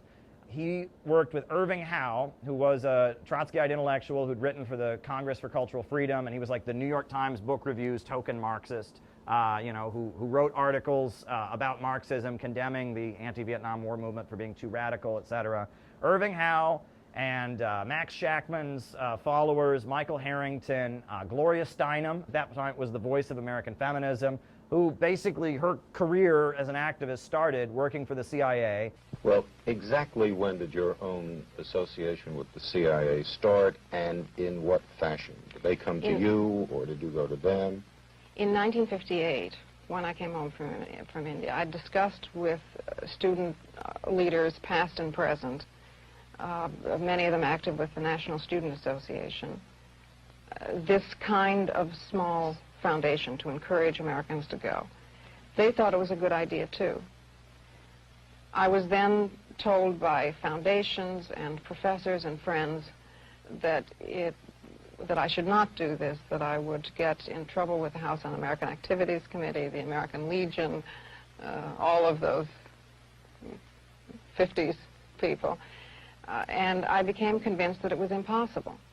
It was at that point that the student leaders said to me that they had in the past received funds for international programs from the CIA, and that they felt that this was important and could also be partly funded by the CIA. Going to World Youth Festivals and setting off smoke bombs, and who accompanied her, it was the congressman from Barney Frank, a young college-age Barney Frank went with her, and they volunteered to pretend to be leftist student activists and go to the World Youth Festival in Vienna and set off smoke bombs and try to disrupt it, to demonize Russia.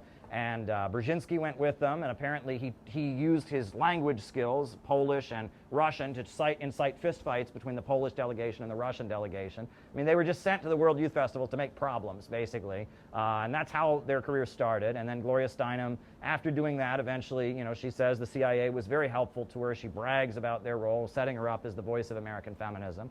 And they all came together, and they formed Democratic Socialist Organizing Committee, and they started a magazine called In These Times. And the thrust of their message was that Leninism was un-American, that the Leninist party model was too authoritarian, it was not democratic, and they kind of seized on the fact that the new communist movement was not effective, right? The country was still too prosperous. Average Americans didn't want to hear it back then, right? And that, the new communist movement in the late 70s, it was really declining, and you had the rise of Ronald Reagan, and as the new communist movement was ineffective, a lot of these groups got wacky, right? There's no way around that, right? A lot of these groups, the RCP, decided they were going to call a general strike, which no one went on strike, and they started the May Day brigades, May Day 1980, and like a couple of their members were killed, and they would go into factories and like yell at workers demanding they go on strike and get the crap beaten out of them. And there was a group, the Communist Workers' Party, that got into a shootout with the Ku Klux Klan, except they didn't have any guns. They had like one gun, and the Klan just opened fire on them and killed 5 of them live on television. These groups, there was kind of a desperation because they'd spent a decade in the factories trying to recruit people and nobody wanted to hear it. And so those groups, a lot of them developed kind of a very bitter internal culture. And that, that Maoist criticism, self-criticism stuff, it may have been very effective in a different culture in China in the 1930s in different circumstances, but that's a recipe for destroying an organization, right? When you develop a brutal confession ritual where everyone who makes a mistake gets humiliated in front of the group and has to, be apologizing, where people are encouraged to tear each other down and all of that, that is a recipe for making a lot of people burn out, and a lot of people feel like they don't want to be involved anymore. And a lot of those groups had those kind of practices, and they were getting desperate because the country wasn't ready for it, and so they were getting more ugly. And then out of nowhere, here comes Democratic Socialist Organizing Committee saying, well, the problem is communism. The problem is, Marxism is just too authoritarian, and we need to be Democrats, and moving those folks into the Democratic Party. And that's where DSA comes from. And that DSA, it's kind of like a winter coat for the ruling class. Most of the time your winter coat is in your closet, but if it gets cold and there's snow on the ground, you take your winter coat out. When I was first protesting against the Iraq War, people would see DSA's name on the list of groups endorsing, and they would say, do they still exist? Is that still a thing? Right? And DSA in the 90s, I guess the leader of the AFL-CIO was a guy named Sweeney, who was a DSA member. And at that point, DSA was a banquet that happened once a year where Cornel West, who was kind of their superstar academic, would get up and give a speech. And a lot of labor bureaucrats would go and toast Cornel West and eat a nice dinner. And they had a magazine that came out once every few months that was like a stapled sheet of paper, and that was that. But then when the Bernie campaign got going, all of a sudden DSA was everywhere. And Jacobin Magazine is very interesting, right? Jacobin Magazine, is this, out of the blue, there's this socialist magazine that comes out of nowhere. And, Jacobin Magazine, MSNBC did a whole segment with Chris Hayes advertising, hey, there's a new socialist magazine, check it out, right? The voice of General Electric, the top military contractor, says, we're interested in a new socialist magazine, check it out, and Jacobin always has a way of, they try to sound radical and edgy, but they're always wrong on every issue. Now, they ran an article during the Ferguson protests where it was called In Defense of Outside Agitators. It was the history of communists going to the South, and it was defending the RCP in Ferguson, right? The fact that the Bobavakian people went to Ferguson or whatever. That's edgy, right? Okay. But when it comes to Venezuela, right? Oh, no, Venezuela is a brutal dictatorship. Everything you heard on CNN is true, right? You got to vote for the Democrats. I mean, they run they're always on the wrong side of every issue, but they're doing it in kind of a creative, edgy, hipster way, and really trying to play into this idea that the Republicans are always the main threat, that's just not the case, right? It might be the case in some instances, but it certainly isn't the case now. I mean, playing up that idea, also playing up the idea that to be a real socialist, you have to hate all the countries around the world that are fighting against U.S. imperialism. And also the ISO, the International Socialist Organization, liquidated into DSA. And Haymarket Books has long been an intelligence operation. Haymarket Books was the publishing house that paid for the ISO, basically. That's how they were legally incorporated. And Haymarket Books was funded by the Wallace Global Fund, which is the estate of Henry Wallace. Now, Henry Wallace was pretty good, but his kids are not. His kids are Democrats. His kids are liberals. And the Wallace Global Fund paid for the ISO, wrote them checks of millions of dollars. And the ISO was, again, promoting U.S. military interventions and revolutions, promoting the idea that the overthrow of Gaddafi was some righteous revolution from below. DSA is intelligence through and through. It is brought to you by the CIA. That said, there are probably a lot of good people who go there because they want it to be something else. And so our question is, how can we tell this story in a way that will interest these people, that they'll want to read it, that they won't be offended and off-put and won't just throw it in the garbage as soon as we hand it to them, but will also point them to us and to what we have to say. And I think part of it is just that we will, I think what I've said here is probably far more than 90% of DSA members even know, right? So just knowing about the history of their group is good. Plus, we need to dig up the good things they've done. And especially in the first chapter, we need to find a way to put those good things in the first chapter and highlight them so that it doesn't look like just a total, snow job hit piece. And subtly tell this story and engage in a dialogue with them. And that's going to be something to figure out. We shouldn't completely burn bridges. There's various groups that have talked against us. There's various people, and one of the best things, I shouldn't say the best thing, but one of the best things that happened to us is when the Communist Party USA put a hit piece on their website about us. That was great, because the Communist Party USA burns through people really quickly, and all of them got the memo that when you quit and get mad at the Communist Party USA, CPI is the group to check out. And that was really, really great. It was really, really helpful. So, things like that can be helpful too, right? And a lot of these groups are they're either institutions that burn through people really quickly as revolving doors, or they're kind of a flash in the pan. They prop up and they peak and then they're gone within a year or two, right? And a lot of people that from this place, from that place, will probably drift into us.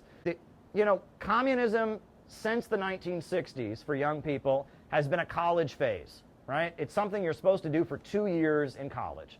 You go to college, you're thinking for yourself, you have a Marxist or lefty professor, and so you join one of these groups and you sell their newspaper, and maybe they pressure you to donate your life savings or something like that, or they make you quit school or something like that, and you do that for 2 or 3 years, and then you realize, oh shit, this group is not going anywhere, it has no real plan to ever take off, so you quit and you hate communism for the rest of your life, and that was a radical phase in college you're kind of embarrassed about, and maybe when you're drunk at the bar with your friends in your 40s, you reminisce about that, and I would meet those people all the time on the streets of New York City. I would always meet them, when I was young, and they'd say, give it 2 years, you'll be out of there, you'll hate, and the thing is, it shouldn't be that way. And CPI, part of the reason we're so different is we are designed to not be a college phase. That's the thing. We don't want to be that. When I first started doing live streams, right, and we're going to hit 1,000 live streams pretty soon, but when I first started, I had already had a joke that I think it shows up in some of the first live streams.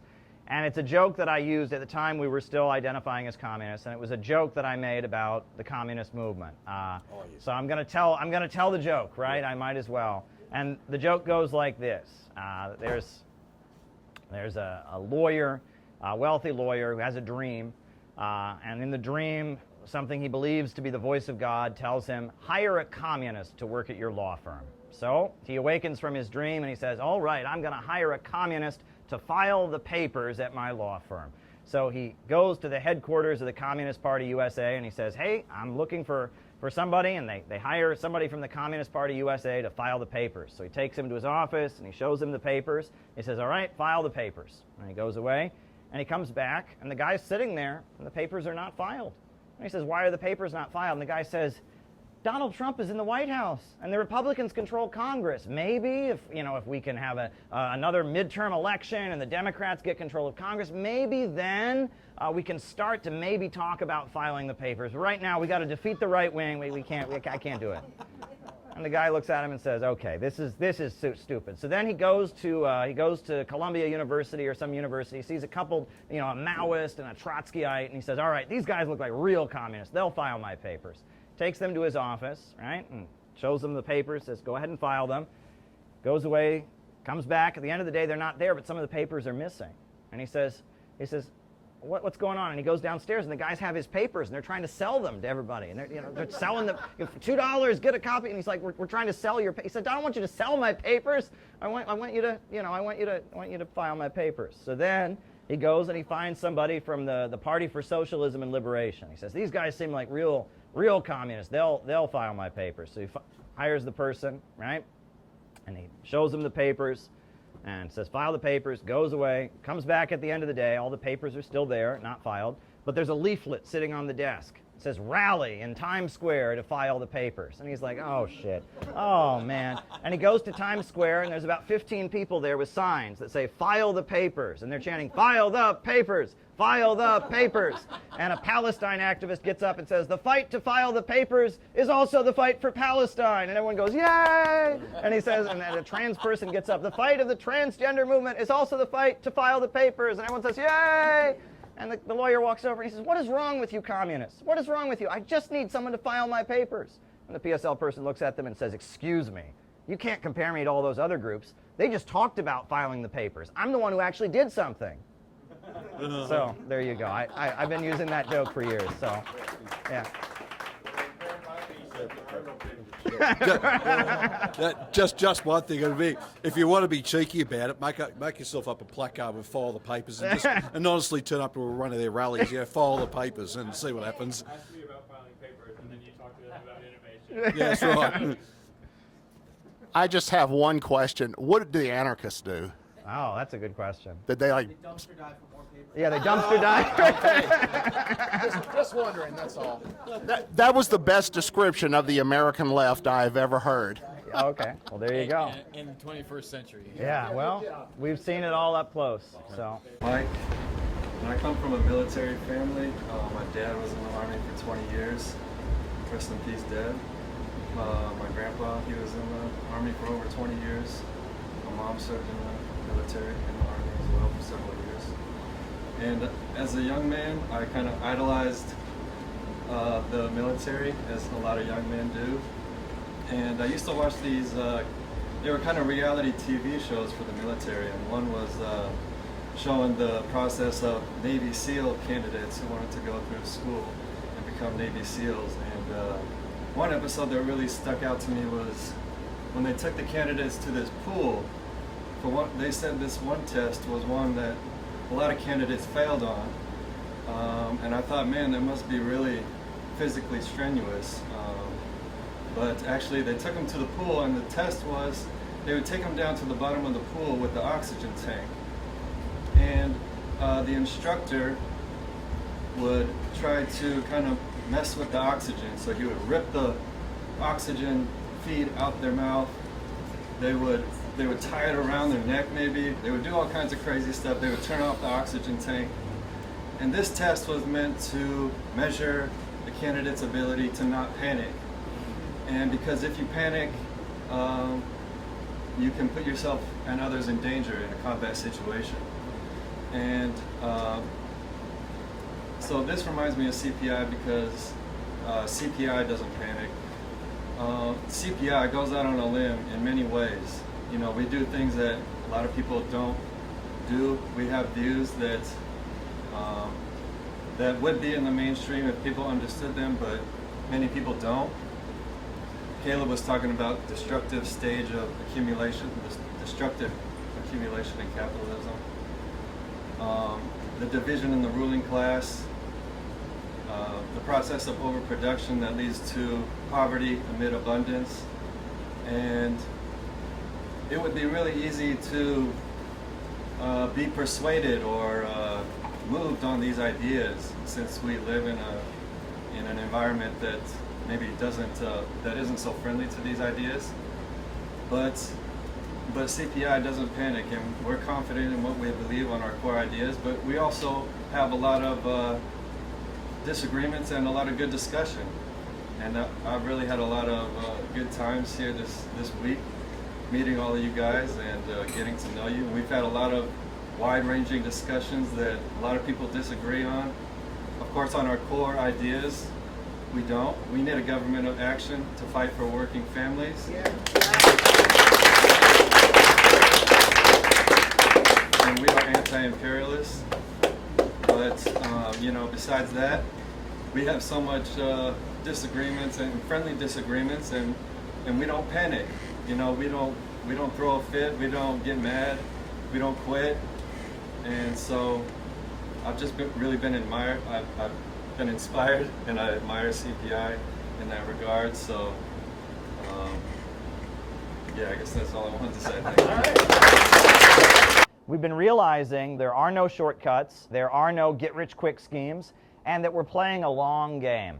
We're playing a long game, right? And that, you know, in the class that I gave a couple days ago, I talked about how the Russian Revolution was kind of a historical accident, and that if you look at the Chinese Revolution was very different. It was, you know, first they had a political party that they formed, and then they entered and joined the KMT, and they built up within the KMT. Then they got kicked out of the KMT. The KMT started killing them, so they went to the countryside, and then in the countryside they started fighting the KMT, and then They fought against the Japanese invaders and aligned with the KMT, and then afterwards they tried to form a coalition government, and they wouldn't have it, and so they fought again, and after 25 years of armed struggle, they finally became the ruling party of China. And if you think about that, the amount of like zigs and zags and flips and the amount of like patience that must have taken, that's a much more realistic, understanding of the kind of work that we do, right? It is a long game. And another thing is that, one criticism that Trotsky always leveled at the Soviet Union is he said, well, they zigzag. One day they say this, and then the next day they do that. And yeah, that's how this kind of thing works. And what's right on Tuesday is not always right on Wednesday. And what's right on Wednesday is not always right on Thursday. And in order to get the job done, sometimes you have to go this way and then you have to go that way, and it can be very confusing. But if you're playing a long game, then you can understand that we should be constantly reinventing ourselves. If we were saying the same thing that we said 2 years ago, if we were saying the same thing we did 3 years ago, that wouldn't be good. That would be a sign that we weren't learning anything and we weren't adapting. You got to change in order to win, and that's part of the thing. And part of the reason that the Communist Party of China has been in power for so long is if you look at what they were in the 50s, it wasn't what they were in the 60s. If you look at what they were in the 70s, it wasn't what they were in the 80s. And they've been constantly reinventing themselves in order to rise to the challenges of the moment. But yet at the same time, there are certain things like making a new strong country that they've remained committed to. And there are certain principles that we are very, very committed to. And I've said before many times that one, if we were some kind of deep state operation, if we were some kind of plant, they would be making it a lot easier for us to do what we do. It would be a lot less of an uphill battle. But on the other hand, if we were going to give up, if it was going to be too hard, we would have done that a long time ago, what we've been through as an organization. So if you want to look at what we've been through over the years, and if you want to look at how difficult it's been, but how we've just kept running in the face of opposition, you can look at all of that and you can say CPI is the real deal. We are the real deal. And I promise you that, what we did with the innovationist turn a year ago won't be the only reinvention. We are going to reinvent ourselves again and again and again, and each time we're going to take with us the knowledge and the strength that we've had, and we're going to come stronger and stronger and stronger. We're going to try new things. We're going to adjust. We're going to make mistakes. We're going to learn from those mistakes, and we're going to keep going. So thank you, Mike, for your great insight. I'm going to use that. Can I use that? Do I have your permission to use that about the Navy SEAL test? I like that. I like that analogy. Yeah, I think that some of the points that have been raised about how we don't want to tear American society down are very important, because I know for years, I've been around, as I mentioned last night, a lot of, niche radical groups, and you have some people who have this point of view that sometimes called collapsitarian, and that is they're looking forward to the collapse of civilization or society or the United States or something like that. If the United States were to suffer a genuine collapse, it would take the rest of the world down with it. Yes. We've seen that happen before. We saw what happened in 2008 and the international ripple effect of the Great Recession. We saw that happen way back in the Great Depression, back 100 years or so ago. So if you're an anti-imperialist, you don't want to see America destroyed, because the destruction of the global north would result in a situation like the fall of the Western Roman Empire or the late Bronze Age collapse, where the human condition was not improved. It was set back for centuries in some of those situations. So that's the last thing we should want to happen. And what I've noticed from being a part of different movements over the course of several decades is that there are certain approaches that do work. One thing that I like that is emphasized in this group is we want to appeal to the best of American history and American traditions. Last night I mentioned how the United States began by fighting against the British Empire. Now we are the British Empire, but what we want to do is liberate America from the American Empire. Yeah. All right, so we need to appeal to this. We need to appeal to this revolutionary tradition, and we need to look at it like it's a process of cultural and political evolution. If we look at the history of the United States has gone through many incarnations. We had the Revolutionary War and the Articles of Confederation period.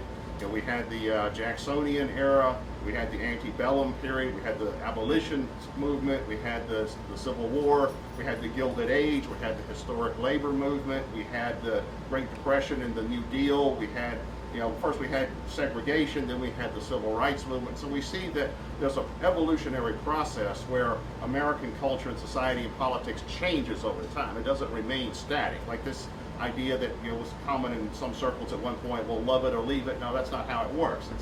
It's an evolutionary process. All cultures and all systems change over time. And I think some of the things that make change happen are when, first of all, you have to have ideas. Like I think it was Max Weber who said that ideas are the force that shapes history. Now, maybe a hardcore Marxist wouldn't agree with that, but whatever. We can put the dialectical materialism to the side for a moment. But you have to have thinkers who are innovative when it comes to the creation of ideas. That's what Caleb does, for example. He's a very innovative thinker. And then that helps to create an intellectual culture where you start changing people's way of thinking, where they start to question what is. They start to think, well, why are things this way? It doesn't have to be that way. And then more and more people decide, no, it doesn't. And out of that, you become doers. But doers are just as important as thinkers. You can be a thinker and not be much of a doer. And you can be a doer who's very effective, and even if you're not somebody who's sitting around contemplating, Marx or Machiavelli or Aristotle all day and things like that, right? I mean, it's the doers that make things happen. And then out of that comes a popular culture. When you have a popular culture, that means that you have essentially transformed a society where people start to think in ways that were once considered verboten perhaps or unthinkable. One interesting example is one of the legacies of the anti-Vietnam War movement was that it basically made the draft politically impossible in the United States, at least in the ensuing 50 years. That's not to say it could never come back. But one thing I noticed during the imperialist wars of the first part of this century is that Americans seem unwilling to fight imperialist war if it requires any legitimate sacrifices on their own side. They may not be that aware of what's going on in other places, but if it means military conscription, if it means war rationing, if it means high casualties on their side, they start saying, oh no, we're not doing that. And I think that's part of the legacy of the anti-Vietnam War movement. The anti-Vietnam War movement was extremely important because it was one of the times in history when the people stood up to a major imperialist power and said, sorry, we're not doing that. Okay, so, and that out of that creates a popular culture of resistance. And then you also have to have people who are always agitating from the outside. When it comes to electoral politics, I know people who have all kinds of opinions on that. And I respect everybody's viewpoint. I know people who believe in voting for the lesser evil. I know people who believe in always voting for third parties. I know people who don't believe in voting at all and boycotting elections. But whatever you believe about that, I've noticed that for elected public officials to ever do anything, they have to be under constant pressure from the outside. And the reason for that is once you get into any kind of system, there's this constant pressure to basically become a sellout. Even if you don't want to be a sellout, I mean, there's also the issue of personal opportunism and ambition and all that. But even if you don't want to be a sellout, you're going to have everywhere you go, people are going to be in your face pushing you to be a sellout, and you have to always have somebody behind you pushing you from the other direction, saying, "Oh no." Now, one thing that I found very gratifying and surprising is the way that a lot of people on the right, a lot of the MAGA people, have been very upset by the fact that the Trump administration will not reveal the facts about the Epstein case. I've seen a lot of hardcore MAGA people who had Trump's picture as their avatar on their social media, saying, hey, wait a minute, that's not what we voted for. We want to know what that was about. That's what it takes. You have to always hold people in power accountable. You have to hold their feet to the fire and say, no, we're not going to accept that. That's not good enough. We're not going to accept just any excuse. That's not what we put you in power for. And these are the things that make change happen. Like the anti-Vietnam War movement was successful because it got to the point where large numbers of people just said, no, we're not going there. I'm not going to be drafted. I'll go to jail first. I'll leave the country first, whatever. And that's true of any kind of movement that we could think of from history that's been successful. The labor movement, civil rights, the American Revolution, revolutions in other countries. That's what it takes. So, what I see in groups like this is I see seeds being planted for something that's going to be much, much bigger in the future. Because I've seen in my lifetime, over a period of decades, I've seen people more and more people become aware of what's going on in the world. And I've seen more and more, I've seen a lot of niche political subcultures and countercultures develop here and there, but I've also started to see a lot more cross-pollination, a lot of inter-ideological dialogue, as I call it. In religion you have interfaith dialogue. In politics there's inter-ideological dialogue. I've started to see more and more of that. I know in my own social media, I've got all kinds of people in my other social circles. I have all kinds of people, sometimes with all kinds of ideas, and some of them are kind of out there. But at the same time, I'm starting to see a lot of awareness of things that people, just 5 years ago, 10 years ago, certainly 20, 30 years ago, were not aware of. Like Palestine is one. I mean, I found the level of awareness that I've seen develop over what's going on in Palestine, I have found astounding. I used to talk about that all the time for decades with people all over the place, and people would say, yeah, that whatever, that is what it is. That's just what they do. They fight, right? I've seen a level of change in public opinion I never would have expected to see in my lifetime, just on that one issue. I mean, it's a big issue, but just on that one issue alone. And that's what happens. And over time, as people's attitudes and opinions change, then institutions start to change, laws start to change, policies start to change. And that's what we have to do. We just have to keep pushing and keep pushing and keep pushing. Thank you. It's about getting a good volunteer. It's, like we put out, you guys in Chicago here, hats off to you guys in Chicago, put out thousands of booty books and thousands of mailers, and Gabby with her family, challenges with her family and childcare, she's still on it, and she's getting all this stuff in the mail every day. I'm sure her family thinks, what are you getting on Amazon? But I would love to get more information about the Kentucky Party and see how we can join forces. Absolutely. Well, you're always welcome. We need as much help as we can get. All right. I'm Alexin. I'm part of the Kentucky Party. I'm the secretary on the EC, as well as a lead organizer in Richmond for Palestine, which is Richmond, Kentucky for Palestine, I should say. And I only just recently heard about CPI within the last few months, and under the encouragement of some of my some of the elders in the group that I'm a part of, I was encouraged to join CPI. But I had never heard of CPI before this. I was not familiar with anything. I was not sure what the energy in the room was going to be, what kind of people I was going to meet.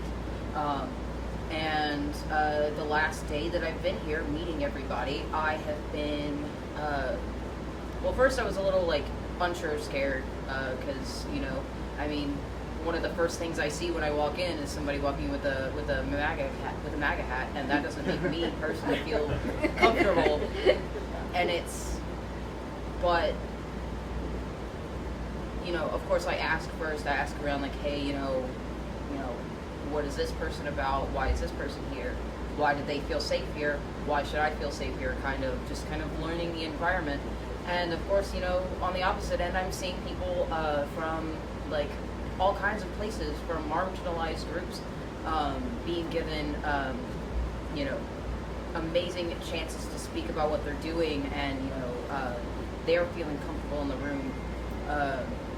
And so I was just kind of wondering, what is CPI doing that so many other places aren't doing? How is it that you're able to get conservatives to sit in the same room as people who wear the MAGA hats, sit in the room with people who don't really follow what I don't want you to feel like I'm calling you out. I know how do you create such an environment where people just feel like humans talking about how to do better, and self-identify conservatives with people who people like me who are technically an anarchist on the left. Like, my political belief is human rights, but you know, there's always like a divide. You always feel like there's a divide, and from when I started asking questions, it didn't feel like there was a divide. Everybody just felt human. So how does CPI create that environment? How are you trying to continue to create that environment? Of course, people have already mentioned kind of similar stuff, so I feel like I'm kind of beating a dead horse here. But it's, you know, how have you managed to create that environment? And also, how is CPI trying to get more people involved, more people to know about what CPI is? Because I was just outside at a pop-up market telling people about CPI because they'd never heard about it before, and it was just really cool to just tell them why I was here, and everybody was super interested, but nobody ever really hears about it. So, you know, how are you creating that good energy, and how are you reaching out to people?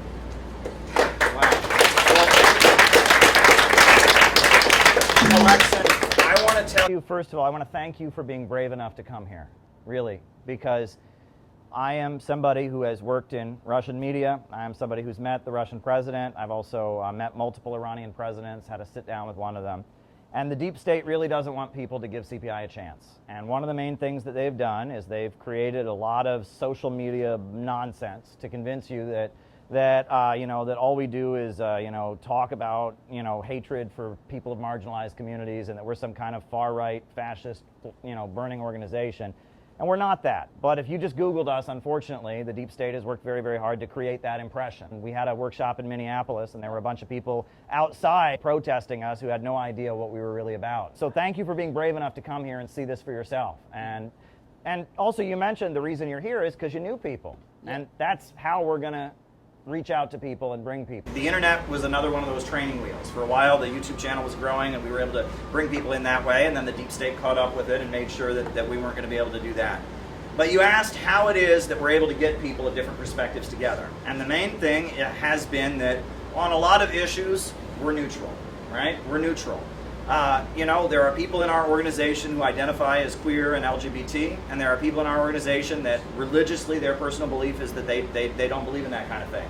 And our understanding is, first of all, no one will ever be turned away from this organization because of their identity, and no one will ever be bullied or made to feel unwelcome because of who they are in this organization. That will never happen. On top of that, people, if they have their own feelings or whatever, and they're allowed to keep their own feelings as long as they respect other people. You know what I'm saying? And I will say that I will be honest. I made a mistake one time in the past, and one of the mistakes I made in the history of CPI is that there was somebody in our organization who was an anti-Semite, who was straight up hateful of Jewish people, and they were constantly making comments to another member of the organization who was Jewish that they passed off as a joke, but it wasn't a joke. It wasn't a joke. They were being a bully, and I should have stepped in and put a stop to it immediately, and I didn't, and I regret doing that. And I that won't happen again. That will not happen again. I will make sure that no one is ever made to feel uncomfortable in this organization because of their identity. That will never happen again, and that's something that I have vowed to improve on, in terms of the organization, and that we're welcoming to everybody, and that we exist. We have certain principles that we believe in, our 4-point plan, opposition to imperialism, etc. But beyond that, your beliefs are your own, your personal life is your own. We're not here to tell anyone how to live their personal life. We're not here to make judgment on anybody. And we're here to lift people up and let people feel like they belong, and let people feel empowered, and help people find the strength within themselves to be the great activist and organizer we know that they are capable of being. So thank you for being here and giving us a chance, and we're really honored to have you here. It's really been great. Thank you, Alexa. Hi, everybody. Hi. Speak up. Okay. Anyway, I wanted to thank Caleb for everything that he does. And I've been watching him a long time. The one thing that I really appreciate about him is that he's such a good teacher. That's when I really can't look away or go to another site, is when he's teaching about politics, about Marxism, about Leninism. All these books that he's read you know, I don't have to read a lot of it because he just gives these great lectures, you know, like his Khrushchevism book is just something else. So I get a lot of the books and I love that. But what I really want to say, just shortly, because I don't want to take all the time, Please take as much time as you want. is that what I see in the future of CPI is an organization that, like you were saying, accepts people where they are. Now, as far as I'm concerned, I'm about 50% here, okay, with a lot of the things. What I'd like to see is not saying CPI is this. In CPI, we are this, we are this, we are this, we are this. Because as you do that, you're leaving out a lot of people. It's like, oh, CPI is that, but I'm not like that, so I'm out. You know, so that's really what I want to say is we need more inclusion. And I keep thinking about the IWW because when I was young, a guy named Utah Phillips got all of us into a workers' co-op, musician co-op in Saratoga Springs, New York, and he never once talked about socialism or communism or anything. So in that sense, it was a lot like CPI is moving in that direction, which is very inclusive. And the other thing I'm thinking about is that we had categories in the IWW. We had categories. So we were musicians. I think you can get a lot more people involved if you ask for different types of workers or people in different areas of their life instead of saying we need you to be, you know, we're spiritual, we're not communist, we're not this, we are this, you know, because I think that excludes a lot of people. So I think I made my point. Okay, very good.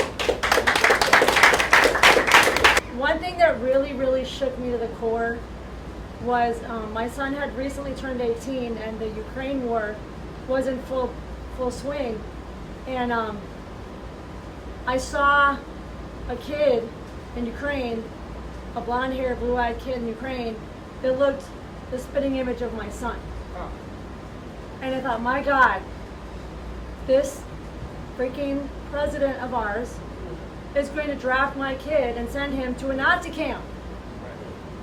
And I really struggled to find some answers. Like, what are these Nazi camps in Ukraine, and why are we? So, you know, through the algorithms and trying to search for answers, and I found Gray Zone, and then I found CPI, and I started hearing something that nobody else talked about the economics and the history and communism and Russia and what? All I knew was communism bad and Russia bad. What is going on in our world? Why? And then he had the workshop in Chicago, and I said, what are you going to talk about? I went to the DNC and I met Gabby. Come here, Gabby, give me a hug.